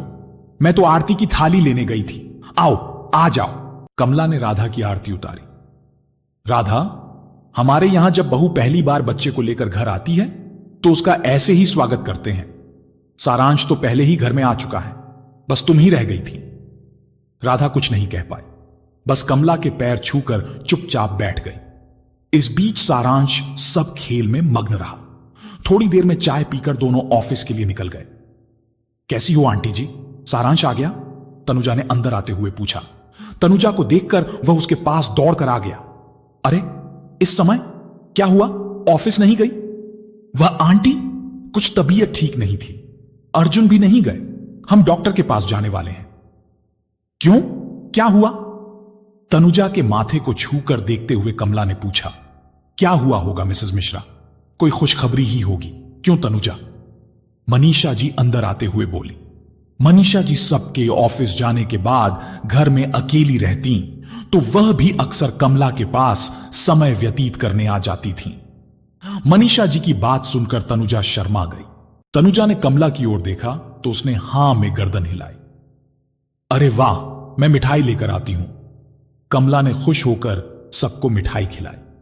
मनीषा जी, आप कैसे समझ गई कि कोई खुशखबरी होगी? मिसेस मिश्रा, मेरा तो आपको पता ही है। सर्दियों में अक्सर मैं सुबह धूप सेकने लॉन में बैठी सबको आते जाते देखती रहती हूं। कुछ दिनों से तनुजा को संभल कर सीढ़ियां चढ़ते उतरते देख रही थी। बस उसी से अंदाज लगाया। ओह, इसलिए छुट्टी ले रखी है? मनीषा जी, आप पूरी जासूस हो, सब खोज खबर रखती हो।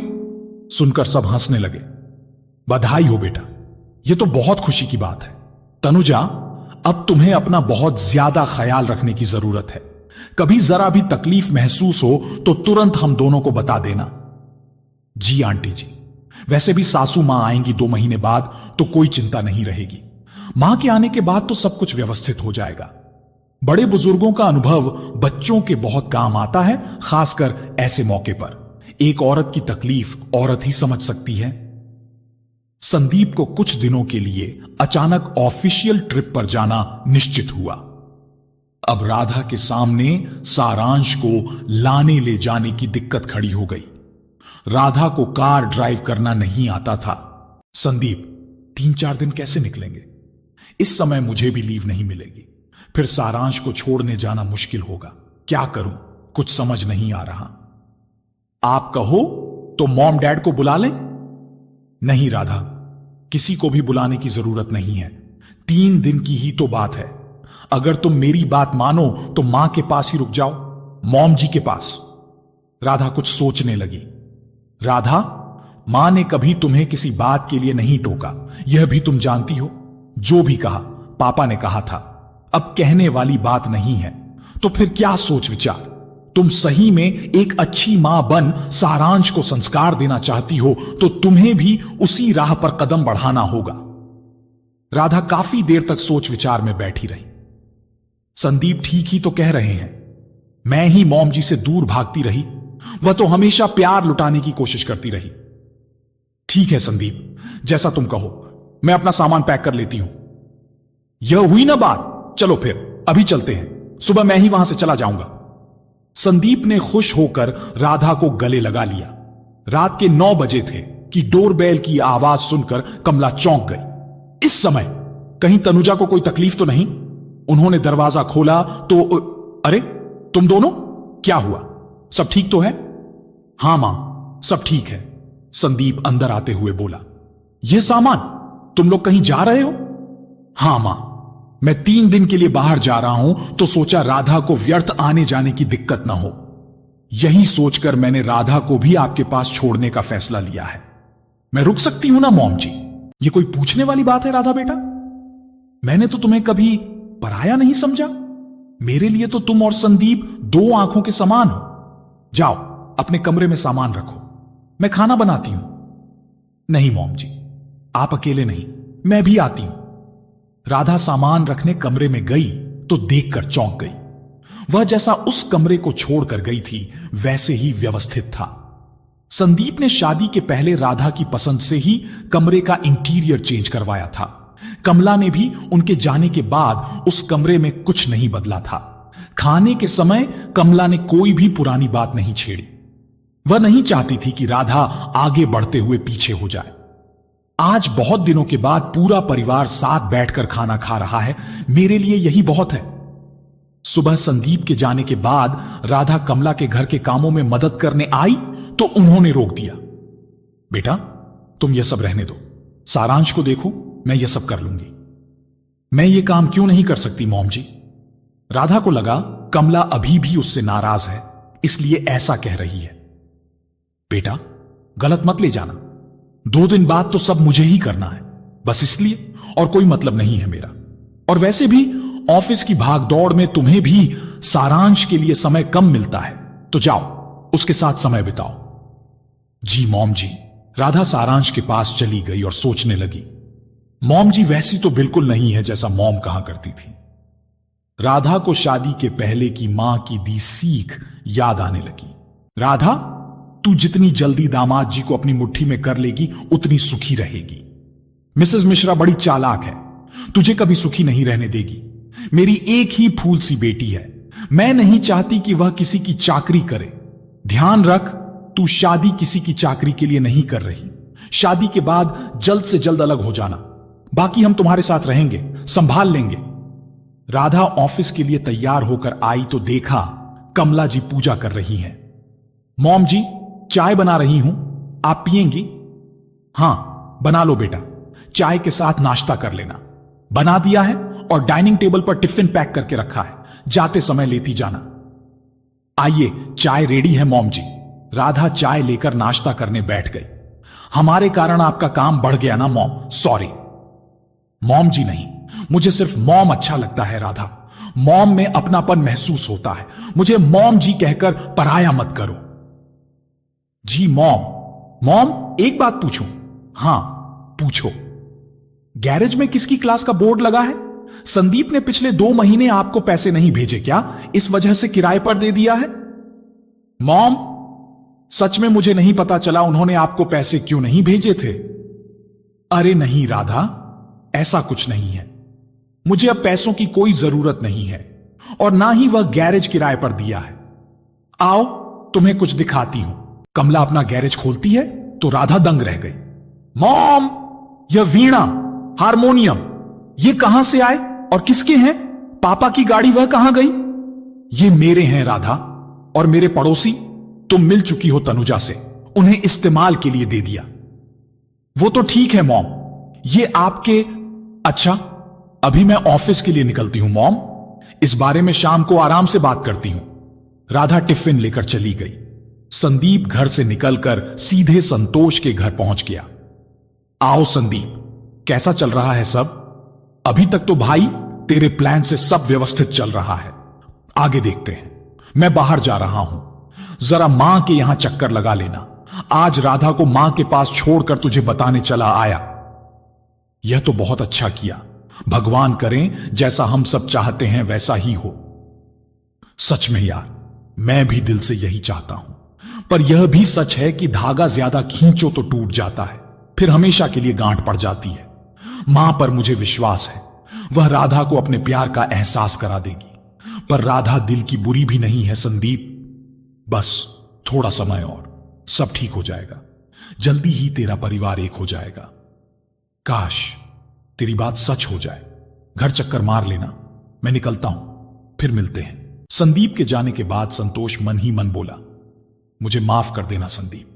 मेरे ख्याल से अब राधा और आंटी के बीच किसी का आना ठीक नहीं। वह दोनों जितना समय साथ बिताएंगी उतना ही जल्दी तेरा परिवार एक होगा। ऑफिस में खाली समय में राधा, मॉम ऐसा कुछ भी नहीं है, आप कुछ ज्यादा ही सोचती हो। मुझे कोई तकलीफ नहीं है। मॉम, ये तो सिर्फ 4 दिन की चांदनी है बेटा, 2 दिन बाद देखना टिफिन तो क्या, वह तुझे खाना भी खुद बनाने को कहेगी। जब कहेगी तब की तब देखेंगे मॉम। वैसे भी मुझे 2-3 दिन रुकना है, तो इतना क्या सोचना। आप बेकार ही मॉम के लिए गलत सोच रही हैं। ओ, मॉम जी से मॉम। राधा, मिसेस मिश्रा मीठा मीठा बोलकर तुझे अपने जाल में फंसा रही है।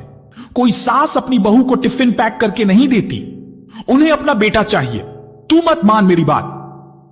ठीक है ना मॉम, इस बारे में बाद में सोचेंगे, मैं अभी ऑफिस में हूं।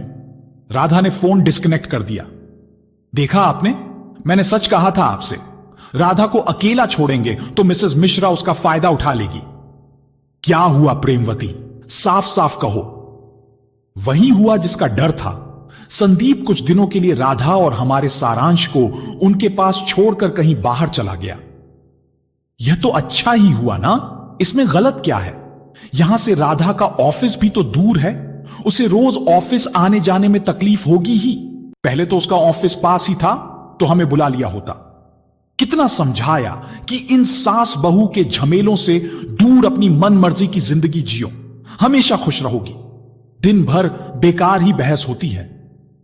राधा बच्ची नहीं है प्रेमवती, तुम्हारे कहने से वह 3 साल वैसे ही रह रही है जैसा तुमने चाहा, पर मां बनने के बाद उसमें बहुत बदलाव आ गया है। वह दूसरों की फीलिंग समझने लगी है। तुम भी उसे बच्ची समझना बंद कर दो। आप सही कहते हैं, पर फिर भी मेरा मन उसे लेकर घबराता रहता है। कैसे वह सब मैनेज करती होगी। बहुत नाजुक है राधा, जरा सी में बीमार हो जाती है। सुनिए जी, जब तक संदीप जी नहीं आते हमें उसके पास चलना चाहिए। संदीप को अब हम लोगों का साथ रहना पसंद नहीं आता, तो क्यों बार बार वहां जाना। राधा अब सब मैनेज करना सीख गई है, तो यह भी कर लेगी। मुझसे इस उम्र में बार बार इधर उधर नहीं किया जाता।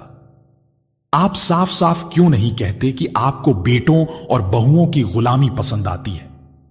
प्रेमवती, तुम बहुत नसीब वाली हो।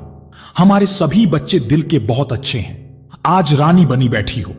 यह हमारे बेटे और बहुओं का अपनापन है। अब राधा भी अपने परिवार का महत्व समझने लगी। यह तो खुशी की बात है। पता नहीं क्या सही है क्या गलत, मुझे तो राधा की चिंता रहती है। मिसेस मिश्रा ने उस पर बंधन लगाने शुरू कर दिए तो उसके सपनों का क्या होगा। ऐसा कुछ नहीं होगा प्रेमवती। इतना टेंशन लेकर क्यों ब्लड प्रेशर बढ़ा रही हो। मैं समझता हूं तुम्हारी चिंता। प्रेमवती, कुम तुम्हारी बहुत लाडली है, पर क्या तुम चाहोगी कि तुम्हारे कारण उसका घर टूटे। देखो प्रेमवती, मेरी बात मानो। उसकी शादी को अधिक समय नहीं हुआ और हमारे कारण उनमें खटपट शुरू हो गई। यह सब उनकी शादीशुदा जिंदगी के लिए अच्छा नहीं है। उसे कुछ दिन अकेले छोड़ दो। यह बात तो आप सही कह रहे हैं। मैं भी राधा को लेकर कुछ ज्यादा ही घबरा जाती हूं। राधा और संदीप जी के बीच में विवाद का कारण तो मैं भी नहीं बनना चाहती। तो फिर छोड़ दो ना सब। अपने पोता पोतियों में खुश रहो और बहुओं के संग खुशियां बांटो। अब जाकर जरा चाय बना लाओ। प्रेमवती उठकर रसोई में अपनी बहू की मदद करने लगी। सारांश क्या कर रहा है, मेरा बच्चा? राधा ने घर के अंदर आते ही पूछा। सारांश कमला की गोद में बैठा फ्रेम में ABCD के छोटे छोटे क्यूब से नाम लिखना सीख रहा था। हम भी चलते हैं मिसेस मिश्रा, फिर आएंगे। राधा के आते ही लज्जा जी और मनीषा जी उठते हुए बोली। अरे क्यों? बैठिए ना आंटी जी, मैं बस अभी चाय बनाकर लाती हूं, सब साथ पिएंगे। चाय मैं बना लेती हूं राधा, तुम फ्रेश हो लो तब तक। नहीं मॉम, आप बैठिए। राधा कमरे में चली गई। मिसेस मिश्रा बोली, आपकी बहू व्यवहार में तो बुरी नहीं है, फिर भी आपके साथ। छोड़िए ना, आप भी क्या बातें लेकर बैठ गई लज्जा जी।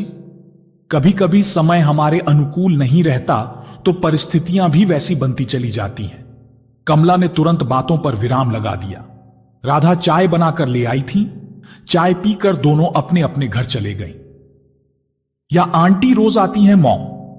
नहीं, लज्जा जी की बहू कुछ दिनों के लिए मायके गई है, तो वो आजकल दिन में अकेली रहती हैं। और मनीषा जी के घर दिन में कोई नहीं रहता, तो वह अक्सर यहीं आ जाती हैं। ओ, तो ये अच्छा ही है मॉम, आपको भी कंपनी मिल जाती है।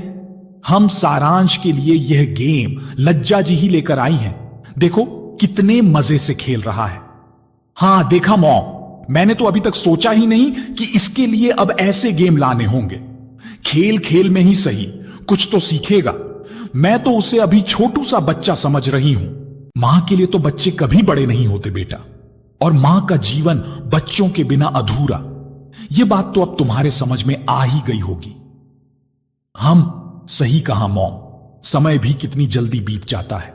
बस 1 साल और, फिर सारांश का स्कूल और पढ़ाई शुरू हो जाएगी और बचपन बस्ते के बोझ तले दब जाएगा। वो भी जरूरी है बेटा।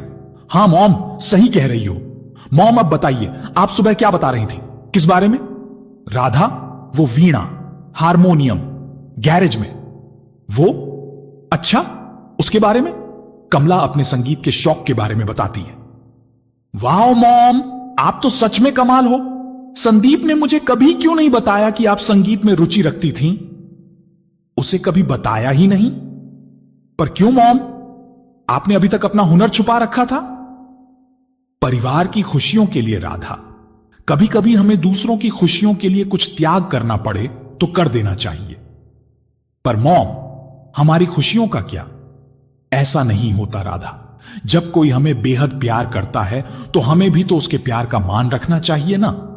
जी मॉम, घर में मेरे गाने से कोई समस्या नहीं थी। तेज त्योहार आते या खुशी का मौका, सब मेरे पीछे पड़ जाते। कमला ही गाना गाएगी। सब मुझसे बहुत प्यार करते थे। मैंने सोचा मौका देखकर सबको यह बात बता दूंगी कि मैं संगीत में अपना करियर बनाना चाहती हूं। फिर बताया क्यों नहीं? देवर जी को अपने साथ नौकरी करने वाली लड़की से प्यार हो गया था। थोड़ा मनाने पर मां पिताजी माने तो, पर एक शर्त के साथ। कैसी शर्त मॉम? शर्त यह थी कि प्रतिज्ञा को नौकरी छोड़नी पड़ेगी, तभी वह इस रिश्ते को मंजूरी देंगे। यह तो गलत है ना मॉम? हां, हमारे नजरिए से गलत है, पर पिताजी का कहना था कि दोनों भाई अच्छा कमा रहे हैं। उस समय पिताजी भी जॉब करते थे, तो घर की बहुएं क्यों काम करें? उनका कहना था कि घर में भगवान की कृपा से लक्ष्मी जी का वास है, तो घर की लक्ष्मी घर में रहकर उन सुखों का लाभ उठाए। यह सुनकर मैं अपना शौक दबा गई। मिस्टर मिश्रा जानते थे कि मुझे गाने का बहुत शौक है। उन्होंने एक बार कहा भी था कि वह इस बारे में पिताजी से बात करते हैं। पिताजी नाराज तो होंगे, पर हो सकता है कि वह मान जाए। फिर कि उन्होंने बात नहीं, मैंने ही उन्हें रोक दिया। क्यों मॉम? मेरे कारण घर की शांति भंग हो, मैं यह नहीं चाहती थी। उसके बाद तो घर परिवार संभालने में कब उम्र बीत गई, पता ही नहीं चला। पर मॉम, पापा सपोर्ट कर रहे थे, तो फिर आपको मना नहीं करना चाहिए था। यह तो खुद के साथ नाइंसाफी हुई। आपको कभी दुख नहीं हुआ? हां, थोड़ा सा। प्रतिज्ञा ने भी अपनी प्यार की खातिर उनकी बात स्वीकार कर नौकरी छोड़ दी। घर की छोटी बहू बन गई। हम दोनों ही परिवार की छोटी छोटी खुशियों के पल एंजॉय करने लगे। मॉम, आपके समय में नौकरी छोड़कर घर के खर्च उठाना मुश्किल ना था, पर आजकल तो दोनों ना कमाएं तो घर चलाना मुश्किल हो जाता है। सही कहा राधा। बच्चों को अच्छी जिंदगी देने के लिए पति पत्नी दोनों का सम्मान, सहयोग जरूरी है, तभी गृहस्थी सुखमय बनती है। मम्मा, भूख लगी है। सारांश ने आकर बातों पर विराम लगा दिया। ओह, बातों में समय का पता ही नहीं चला कि 8 बज गए। राधा, तुम इसे संभालो, मैं अभी दिया जलाकर जल्दी से खाना बनाती हूं। जी मॉम, मैं अभी इसे दूध पिलाकर आपकी हेल्प करने आती हूं। राधा सारांश के लिए गिलास में दूध लेकर उसे पिलाने बैठ गई। किसी को खाना बनाने की जरूरत नहीं राधा। भाभी, मैं आपको भाभी कह सकती हूं ना? तनुजा ने अंदर आते हुए पूछा। हां, बिल्कुल कह सकती हो तनुजा, यह भी कोई पूछने वाली बात है। पर यह सब क्या है? भाभी, मैं आंटी से तो रोज मिलती रहती हूं, पर आप तो 2 दिन बाद चली जाएंगी, तो हमने सोचा क्यों ना आज हम साथ में डिनर करें। आंटी, आइए बैठिए, अर्जुन भी आ रहे हैं। ऐसी हालत में भी तुझे चैन नहीं आता तनुजा, मेरे मना करने के बावजूद भी कुछ ना कुछ करती रहती हो। यह सब करने की क्या जरूरत थी? कुछ दिन तो संभल कर चलो। शांत आंटी जी, यह सब अर्जुन ने बाहर से ऑर्डर किया है। तनुजा मुस्कुराई। तनुजा, कोई खुशखबरी है? राधा ने पूछा। तनुजा ने हां में सिर हिलाया। भाभी, आप भी मत गुस्सा करने लगना। तनुजा ने बच्चों जैसी शक्ल बनाई तो राधा जोर से हंस पड़ी। 3 दिन बड़े अच्छे हंसी खुशी बीते। संदीप आ गया। राधा भी अपने घर लौट गई, पर कहीं ना कहीं तनुजा और मिसेस मिश्रा के साथ बिताए पलों को मिस करने लगी थी। दिवाली पास आ रही थी। प्रेमवती भी कई दिनों से राधा से मिलने को बेचैन हो रही थी। राधा, तुम्हारे फोन की रिंग बज रही है, जरा देखो तो। संदीप शेविंग करते हुए चिल्लाया। देखती हूं, शायद मॉम का ही फोन होगा। राधा किचन से हाथ पोंछते हुए चली आई। प्रेमवती का कॉल था। अरे नहीं नहीं मॉम, इस बार पॉसिबल नहीं। क्यों बेटा, क्या पॉसिबल नहीं है? संदीप जी मना कर रहे हैं। नहीं मॉम, बस ऐसे ही मैं इस बार कुछ और सोच रही थी। ऐसा क्या हो गया जो तुम्हें सोचना पड़ रहा है? राधा, कुछ बात हो गई क्या? नहीं मॉम, कोई बात नहीं हुई। मॉम जी का मन है कि इस बार हम उनके साथ दिवाली मनाएं। मैं सोच रही थी कि आउच! राधा की बात सुनकर संदीप का हाथ स्लिप हो गया और छोटा सा कट लग गया। क्या हुआ संदीप? कुछ नहीं, दाढ़ी बनाते में कट लग गया। तुम बात चालू रखो। यह सुनकर संदीप को विश्वास नहीं हो रहा था कि राधा अपनी मां के यहां जाने से मना कर रही है। राधा, हम तुम्हारे बिना दिवाली, इतने सालों से हम दिवाली साथ मनाते रहे, और इस बार तुम्हारे बिना? नहीं नहीं, तुम लोग यहां आ रहे हो बस। मॉम प्लीज, मैं भाई दूज पर आ जाती हूं। राधा ने फोन रख दिया। क्या कह रही थी मॉम? संदीप चेहरा साफ करते हुए बोला। कुछ नहीं, दिवाली पर बुला रही थी तो मैंने मना कर दिया। तुमने मना क्यों कर दिया? कोई बात नहीं, बस ऐसे ही। अब आप जल्दी से नहा लो, ऑफिस के लिए देर हो जाएगी। यह तो अब सच में मां जैसी उलझी हुई बातें करने लगी। चलो मैं मेरा काम करूं, इसके मन का क्या, कब पलट जाए। अभी तो दिवाली बहुत दूर है। मन ही मन सोचता हुआ संदीप उठकर नहाने चला गया। सारांश को मां के पास छोड़कर दोनों ऑफिस के लिए निकल गए। सुनो जी, राधा कह रही है कि वह इस बार दिवाली पर नहीं आ पाएगी। क्यों, सब ठीक तो है? भीम चौंक कर बोले। सब ठीक है, पर क्या? प्रेमवती बोलो। वह कह रही थी कि संदीप जी इस बार अपनी मां के साथ दिवाली मनाएंगे। राधा ज्यादा कुछ नहीं बोली। संदीप जी पास ही थे शायद, पर बड़ी दुखी होगी बेचारी। बचपन से हमारे साथ ही सारे त्योहार मनाती आई है ना, इसलिए यह पहली बार है जब मिश्रा परिवार एक साथ दिवाली मनाएगा। प्रेमवती, अगर राधा इस सब से सहमत है तो हमें क्या करना? यह सुनकर प्रेमवती कुछ नहीं बोली। मिश्रा हाउस में इस बार कमला बड़े चाव से मठरी, गुजिया, बेसन के लड्डू बना रही थी। संदीप शाम को आया तो खुशबू लगते ही बोला, मां गुजिया बनाई। रसोई की ओर बढ़ा। ठहरो संदीप, हाथ कौन साफ करेगा? मां आप नहीं बदली, मैं अभी आया। कमला रसोई में जाकर प्लेट में गुजिया निकाल कर ले आई। वाओ मॉम, मैंने आज तक इतनी स्वादिष्ट गुजिया नहीं खाई। राधा बोली, मेरे मां के हाथ में जादू है। राधा, तुम लोगों के लिए ही बनाई है, तुम लोग आ रहे हो ना? हां मॉम, छुट्टी लगते ही हम लोग आ जाएंगे, अभी चलते हैं। राधा सारांश को लेने चली गई थी, जो कमरे में सो रहा था। राधा के नहीं आने की खबर से प्रेमवती कुछ उदास बैठी हुई थी। क्या सोच रही हो प्रेमवती? कुछ नहीं। कुछ तो। मैंने राधा को बड़े नाजों से पाला। हमेशा डरती थी कि वह अपने नाजुक कंधों पर गृहस्थी का बोझ कैसे सहेगी, पर राधा को लेकर मैं गलत थी।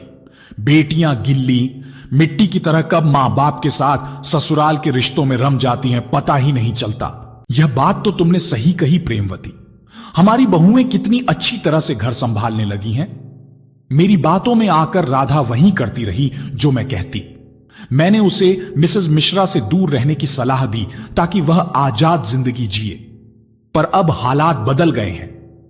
राधा ने अपने कदम मिश्रा हाउस की ओर मोड़ दिए तो मुझे खुद पर शर्म आने लगी है। गलती तो मुझसे भी हुई है प्रेमवती। मैंने हमेशा तुम्हारी हर बात का समर्थन किया, कभी तुम्हें और बच्चों को नहीं टोका। संदीप जी के बदलते व्यवहार ने मुझे बेटे और दामाद का अंतर समझा दिया। मैं समझी नहीं, प्रेमवती बोली। प्रेमवती, रिश्ते हैं तो थोड़ी बहुत तकरार भी होती है। अब हमारे बेटे कभी कभार किसी बात पर चिढ़कर अगर कुछ कहते हैं तो तुरंत थोड़ी देर में माफी मांगने लगते हैं। हमें गुस्सा आता है तो हम उन्हें डांट लेते हैं, पर संदीप जी के साथ हमें हर बात का ध्यान रखना पड़ता था। सुनो जी, मैंने कुछ सोचा है। क्या? रुको, पहले बच्चों को बुला लूं। थोड़ी देर में प्रेमवती के दोनों बेटे रजत और मयंक अपनी पत्नियों के साथ आ जाते हैं। क्या हुआ पापा? मॉम ने हमें यूं अचानक क्यों बुलाया? सब ठीक तो है? सब ठीक है बच्चों। क्या बात है? यह तो प्रेमवती बता सकती है। मॉम, बच्चों, इस बार दिवाली पर राधा हमारे यहां नहीं आ रही है। तो मैं क्यों? मॉम, वह ठीक तो है? रजत बीच में बात काटते हुए बोला। राधा ठीक है, पर इस बार वह मिश्रा हाउस में दिवाली मनाने जा रही है। रजत और मयंक को सुनकर कानों पर विश्वास नहीं हुआ। हां, और यह फैसला राधा ने ही लिया है।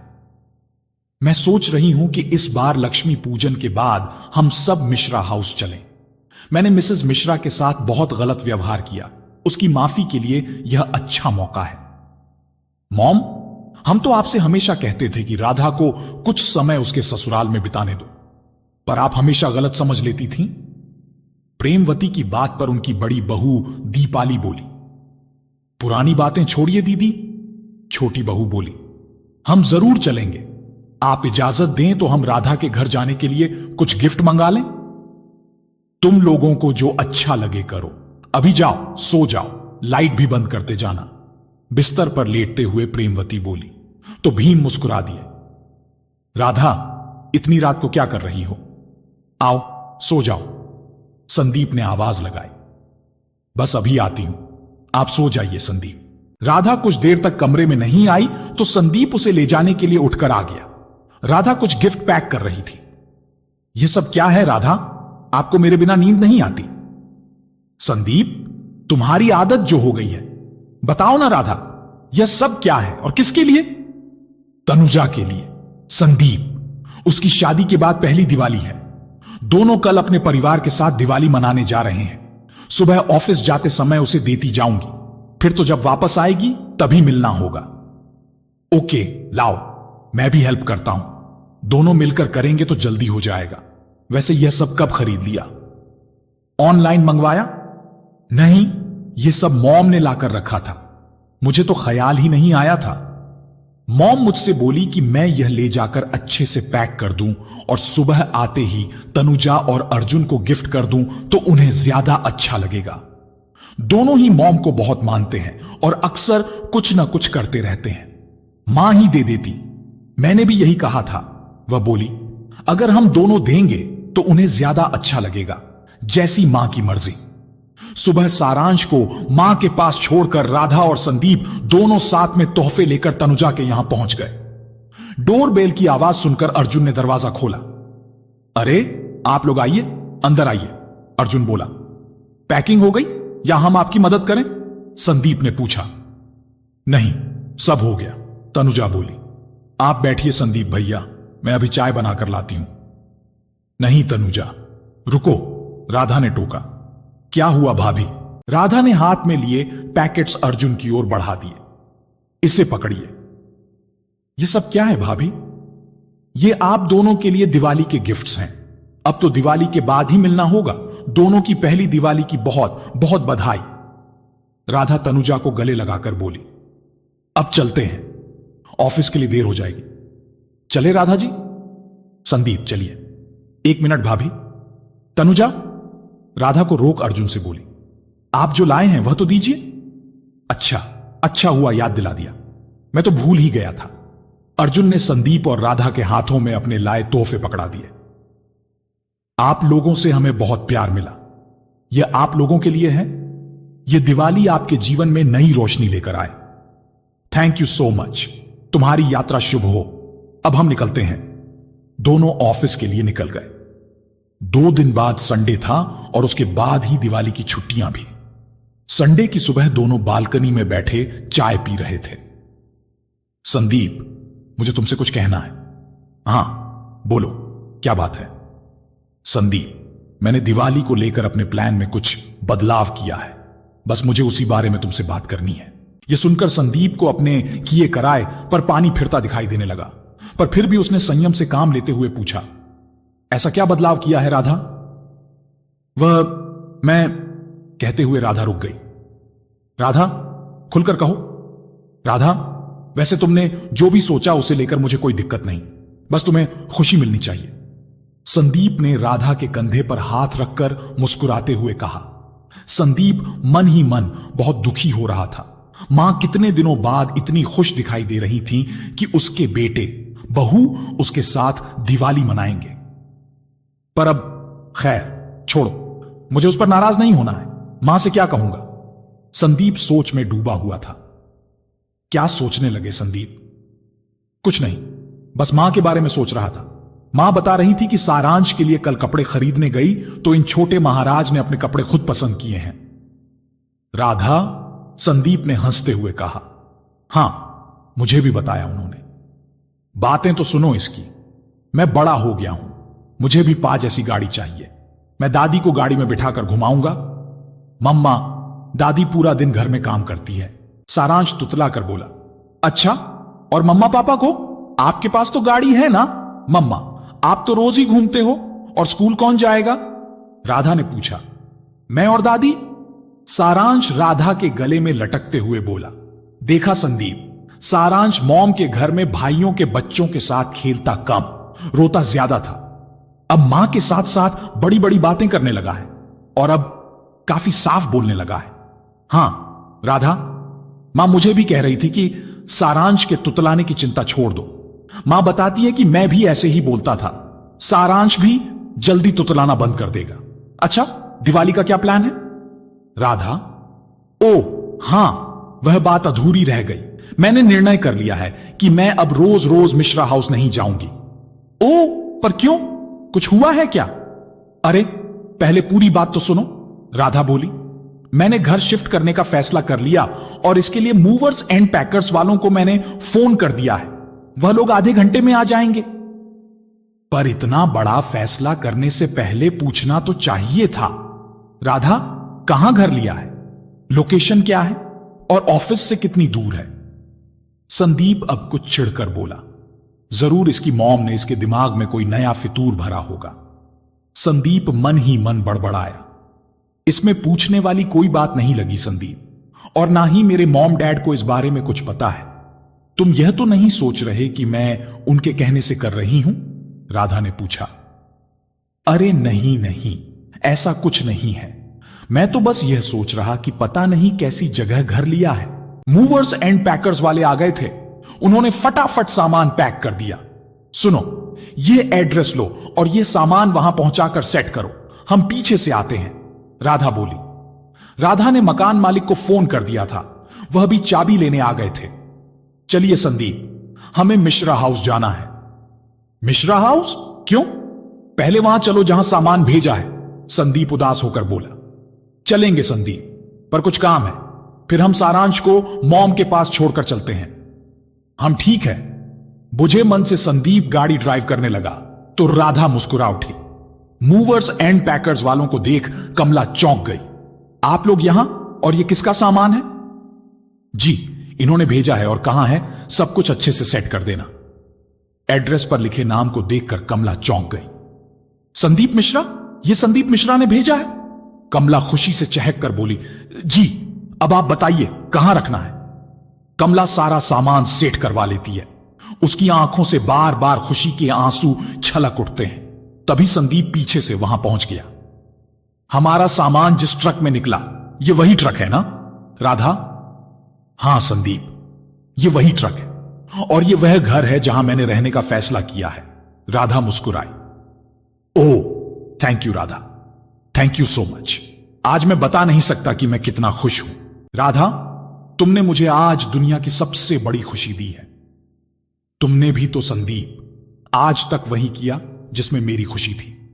हमेशा मेरी खुशियों के लिए अपने मन को मारते रहे और मैं जिंदगी की सच्ची खुशियों को छोड़कर दिखावे की जिंदगी को सच समझती रही। अब सारी बातें बाहर ही करोगे या दोनों अंदर भी आओगे? कमला ने आवाज लगाई। आते हैं मॉम, चलिए संदीप। कमला ने राधा को गले लगा लिया। मुझे पता था कि कोई मुझे समझे या ना समझे राधा, पर तुम कुछ दिन मेरे साथ रहोगी तो मुझे जरूर समझोगी। सॉरी मॉम, मैंने बहुत दुख दिए हैं, राधा और संदीप बोले। जो भी हुआ उसे भूल जाओ मेरे बच्चों। हम नए सिरे से नई जिंदगी जीते हैं। कल क्या हुआ था और क्यों, ये बातें इंसान को सुखी नहीं होने देती। तुम लोग मेरे पास आ गए, बस यही काफी है मॉम। दोनों कमला के गले लग गए। दिवाली के दिन सुबह से ही खुशी से झूमती कमला एक प्यारा सा गीत गुनगुनाते हुए लक्ष्मी पूजन की तैयारी में व्यस्त थी। वाह मॉम, बहुत सुंदर गीत गा रही हैं। आप मुझे भी बताइए क्या करना है? अरे राधा, उठ गई बेटा। एक काम करो, पहले तुम सारांश को कुछ खिला पिला दो, तब तक बाकी तैयारी मैं करती हूं। तुम संदीप के साथ जाकर फूल मालाएं खरीद लाओ, फिर बाजार में भीड़ हो जाएगी। जी मॉम, मैं संदीप को उठाती हूं। शाम को लक्ष्मी पूजन के बाद राधा टेरेस पर दिए सजा रही थी और कमला लॉन की बाउंड्री पर दिए रख रही थी। मनीषा जी और लज्जा जी दोनों के घर आमने सामने थे। यह देखकर मनीषा जी लज्जा से बोली, लज्जा जी देखिए, आज मिश्रा हाउस की रोशनी भी खिलखिलाकर हंस रही है। सच कह रही हो मनीषा जी आप। कई साल बाद आज मिश्रा हाउस रोशनी से जगमगा रहा था। मिसेस मिश्रा की खुशियों को किसी की नजर ना लगे। आपको पता नहीं, पर इस बदलाव की असली वजह तनुजा है, लज्जा जी बोली। तनुजा? वह कैसे? तनुजा आते ही कुछ दिनों में मिसेस मिश्रा से घुल मिल गई थी। उसे मिसेस मिश्रा का दुख देखा नहीं गया। वह एक दिन मेरे पास आई। मनीषा आंटी, आपसे कुछ पूछ सकती हूं? हां बेटा, क्यों नहीं, क्या पूछना है? पहले आप वादा कीजिए जो भी कुछ पूछूंगी वह आप किसी से नहीं कहोगी। यह बात आपके और मेरे बीच रहेगी। ऐसी कौन सी बात है तनुजा? मैं मिश्रा आंटी का दुख दूर करने के लिए कुछ करना चाहती हूं। इस काम में आपकी मदद चाहिए। मिसेस मिश्रा की जिंदगी में खुशियां लौट आएं। हम सब भी वही चाहते हैं। बड़ी नेक महिला है। बताओ क्या मदद चाहिए? आंटी, मुझे अभी आए 4 दिन हुए हैं। ऐसे में अगर मैं आंटी से उनके बेटे का नंबर मांगती हूं तो आंटी देने से मना कर देंगी। आपके पास संदीप जी का नंबर हो तो मुझे दे दीजिए। नंबर तो है, पर क्या करना चाहती हो? कहीं कुछ ऊंच नीच ना हो जाए, वरना वह लड़की उसे मदद भी करने नहीं देगी। आप निश्चित रहिए, ऐसा कुछ नहीं होगा। आप बस हमें संदीप जी के स्वभाव के बारे में बताइए। मैं और अर्जुन उसी हिसाब से आगे बढ़ेंगे। तनुजा, मुझे आज तक विश्वास नहीं होता कि संदीप कभी मिसेस मिश्रा से अलग रहने चला जाएगा। मिसेस मिश्रा के आगे पीछे घूमने वाला कोमल हृदय प्यार में ऐसा पागल हुआ कि मां को भूल गया। संदीप का स्वभाव मिसेस मिश्रा से काफी मिलता जुलता था, पर शादी के बाद क्या हुआ पता नहीं। दोनों हनीमून पर गए, फिर यहां आए ही नहीं। यह उसका नंबर है। थैंक यू आंटी, आप निश्चित रहिए। अगर संदीप जी आज भी बिल्कुल वैसे ही हैं जैसा आपने बताया तो उन्हें वापस लाना मुश्किल नहीं, और अगर वापस नहीं भी आए तो भी आंटी की मुस्कुराहट जरूर लौट आएगी। ईश्वर करे ऐसा ही हो, मनीषा गहरी सांस लेकर बोली। उसके बाद अर्जुन और तनुजा दोनों संदीप को फोन करके मिलने की इच्छा जताते हैं। आप संदीप मिश्रा बोल रहे हैं? अर्जुन ने ऑफिस में फोन लगाकर पूछा, जी आप कौन? मैं आपकी मां का नया पड़ोसी हूं। मुझे उनको लेकर आपसे कुछ गंभीर डिस्कशन करना है। आपकी मां ठीक नहीं है क्या? क्या क्या हुआ मां को? जल्दी बताइए। संदीप जी, यह सब बातें अगर हम आमने सामने डिस्कस करें तो क्या आप हमें विमन कॉफी शॉप में मिलने आ सकते हैं? ठीक है, मैं अभी अपनी पत्नी को लेकर आता हूं। नहीं संदीप, आप अपनी पत्नी को साथ नहीं लाइए और प्लीज इस विषय में उन्हें नहीं बताइए। क्यों? संदीप को यह बात अजीब लगी। संदीप जी, आंटी को पता चला तो वह हमसे नाराज हो जाएंगी। हम नहीं चाहते कि उन्हें पता चले कि हम आपसे मिले थे और मैंने आपका नंबर भी किसी और से लिया है। ओके, मैं अभी 15 मिनट में पहुंचता हूं। बस उसी एक मीटिंग ने संदीप की आंखें खोल दी और संदीप अपने परिवार को एक करने के प्रयास में जुट गया। ऐसा क्या हुआ उस मीटिंग में? आपको याद है, एक दिन आप राधा की बुराई कर रही थी तो मिसेस मिश्रा ने क्या कहा था? हां मनीषा जी, अच्छी तरह से याद है। उन्होंने राधा को कभी दोषी माना ही नहीं, वह तो संदीप को दोषी मानती थी। जी सही कहा आपने। उन्होंने कहा था कि अगर कुछ दिन साथ रहने के बाद राधा अलग होती तो उसकी गलती थी। 2 दिन में कोई किसी को क्या समझ पाएगा। संदीप ने भावनाओं में बहकर राधा की सारी जिद पूरी कर दी। बस यही बात। तनुजा ने संदीप से कहा, हाय संदीप जी, मैं आपकी मां का नया पड़ोसी अर्जुन और ये मेरी पत्नी तनुजा। ओह हाय, आप अर्जुन हैं? जी बताइए, मां को क्या हुआ? वह ठीक तो है? बेटे के बिना मां तो जिंदा लाश के जैसी होती है। मैं आपको भैया कह सकती हूं? तनुजा ने पूछा। भैया? संदीप जी, हम लोग दिल्ली में नए आए हैं। आते ही मुझे आंटी जी से मां जैसा दुलार मिला। मुझे लगा ही नहीं कि मैं यहां नई आई हूं। मैं अभी खुद को उनकी बेटी समझने लगी और उसी नाते आपको अपना बड़ा भाई। ओके, फिर ठीक है। संदीप भी अब खुलता जा रहा था। वैसे मेरी मां है ही ऐसी कि कोई भी उनसे मिले तो उनका होकर रह जाता है। फिर आपने राधा भाभी से यह मौका क्यों छीन लिया भैया? मतलब? संदीप इस अचानक आए प्रश्न से चौंक गया। भैया, जो बात आप कह रहे हैं वह हमने भी महसूस की है। शायद आप राधा भाभी और आंटी को कुछ दिन साथ रहने का मौका देते तो आंटी अकेले नहीं जी रही होती। मैं डरता था। किस बात से? मैं सपने में भी मां पापा को नहीं छोड़ना चाहता था, पर राधा भी मुझे उतनी ही प्यारी थी जितने मेरे मां पापा मुझे प्यारे थे। वह जिद पर अड़ी थी कि मेरे घर में नहीं रहेगी और मैंने उसकी बात मान ली। सोचा कुछ दिनों में राधा को मनाकर वापस लौट आऊंगा। फिर लौटे क्यों नहीं? पापा ये बात सहन नहीं कर पाए और इस दुनिया से चले गए। फिर किस मुंह से वापस आता? कोशिश तो की होती। कैसे करता? राधा मां बनने वाली थी और उसने अपने मॉम डैड को बुला दिया था। अब कोशिश करूं भी तो कैसे करूं? भैया, अगर आप सही में आंटी के लिए रखते हैं तो कोई ऐसा रास्ता खोजिए कि सांप भी मर जाए और लाठी भी ना टूटे। तनुजा बोली।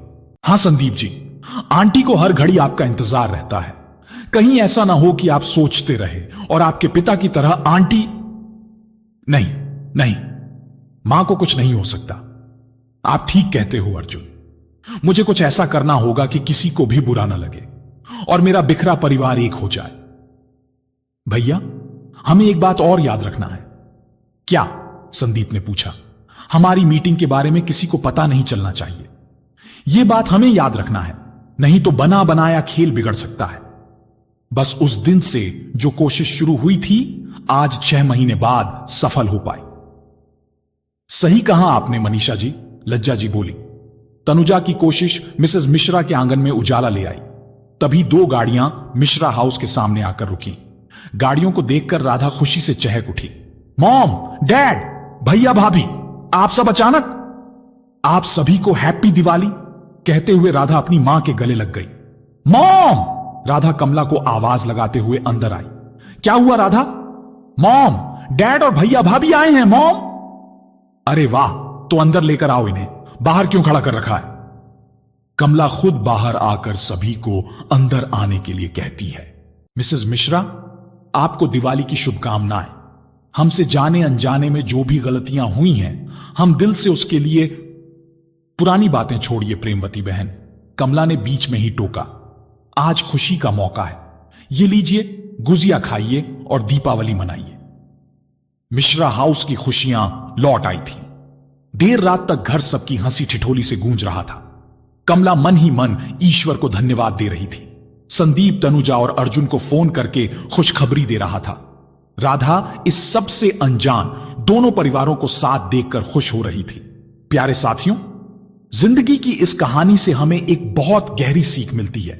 घर ईंट सीमेंट से नहीं, बल्कि रिश्तों की गर्माहट से बनता है। राधा और संदीप दोनों ने जीवन की कठिनाइयों में एक दूसरे को संभाला, एक दूसरे के दर्द को समझा और हर परिस्थिति में साथ निभाया। लेकिन कभी कभी ऐसा होता है कि हमारा दिया हुआ प्रेम, त्याग और सम्मान उसी व्यक्ति को दिखाई ही नहीं देता जिसके लिए हम दिन रात संघर्ष करते हैं। सारांश और कमला ने जो व्यवहार किया, उसने यह सच सामने ला दिया कि शिक्षा का कोई अर्थ नहीं जब दिल में संवेदनशीलता न हो। कहानी हमें सिखाती है कि रिश्ते खून से नहीं, व्यवहार से चलते हैं। यदि व्यवहार में कड़वाहट है, अहंकार है और अपनेपन की कमी है, तो सबसे मजबूत रिश्ते भी धीरे धीरे टूटने लगते हैं। मिस्टर मिश्रा और मिसेस मिश्रा ने अपना पूरा जीवन बच्चों के लिए न्यौछावर कर दिया, पर बदले में मिला केवल उपेक्षा, तिरस्कार और दर्द। यह वही सच है जिससे समाज का हर दूसरा बुजुर्ग गुजर रहा है, जहां बच्चों की प्राथमिकताएं बदल जाती हैं और माता पिता केवल बोझ बनकर रह जाते हैं। पर दोस्तों, ईश्वर हर उस इंसान के दिल में नई शुरुआत का साहस भर देता है जो टूटकर भी किसी और को तोड़ना नहीं चाहता। कहानी के अंत में जब राधा और संदीप अपने जीवन को दोबारा संभालने लगते हैं, तो यह सीख देते हैं कि आत्मसम्मान किसी भी रिश्ते से बड़ा होता है और अपने लिए जीना भी उतना ही जरूरी है जितना दूसरों के लिए। इसलिए हमेशा याद रखें, माता पिता का सम्मान करें, उनके त्याग को समझें, अपने घर में ऐसा वातावरण बनाएं जहां प्यार, संवाद और सम्मान हवा की तरह बहता रहे। और सबसे महत्वपूर्ण, कभी किसी रिश्ते को इतना कमजोर ना होने दें कि एक दिन वह सिर्फ पछतावे में बदल जाए।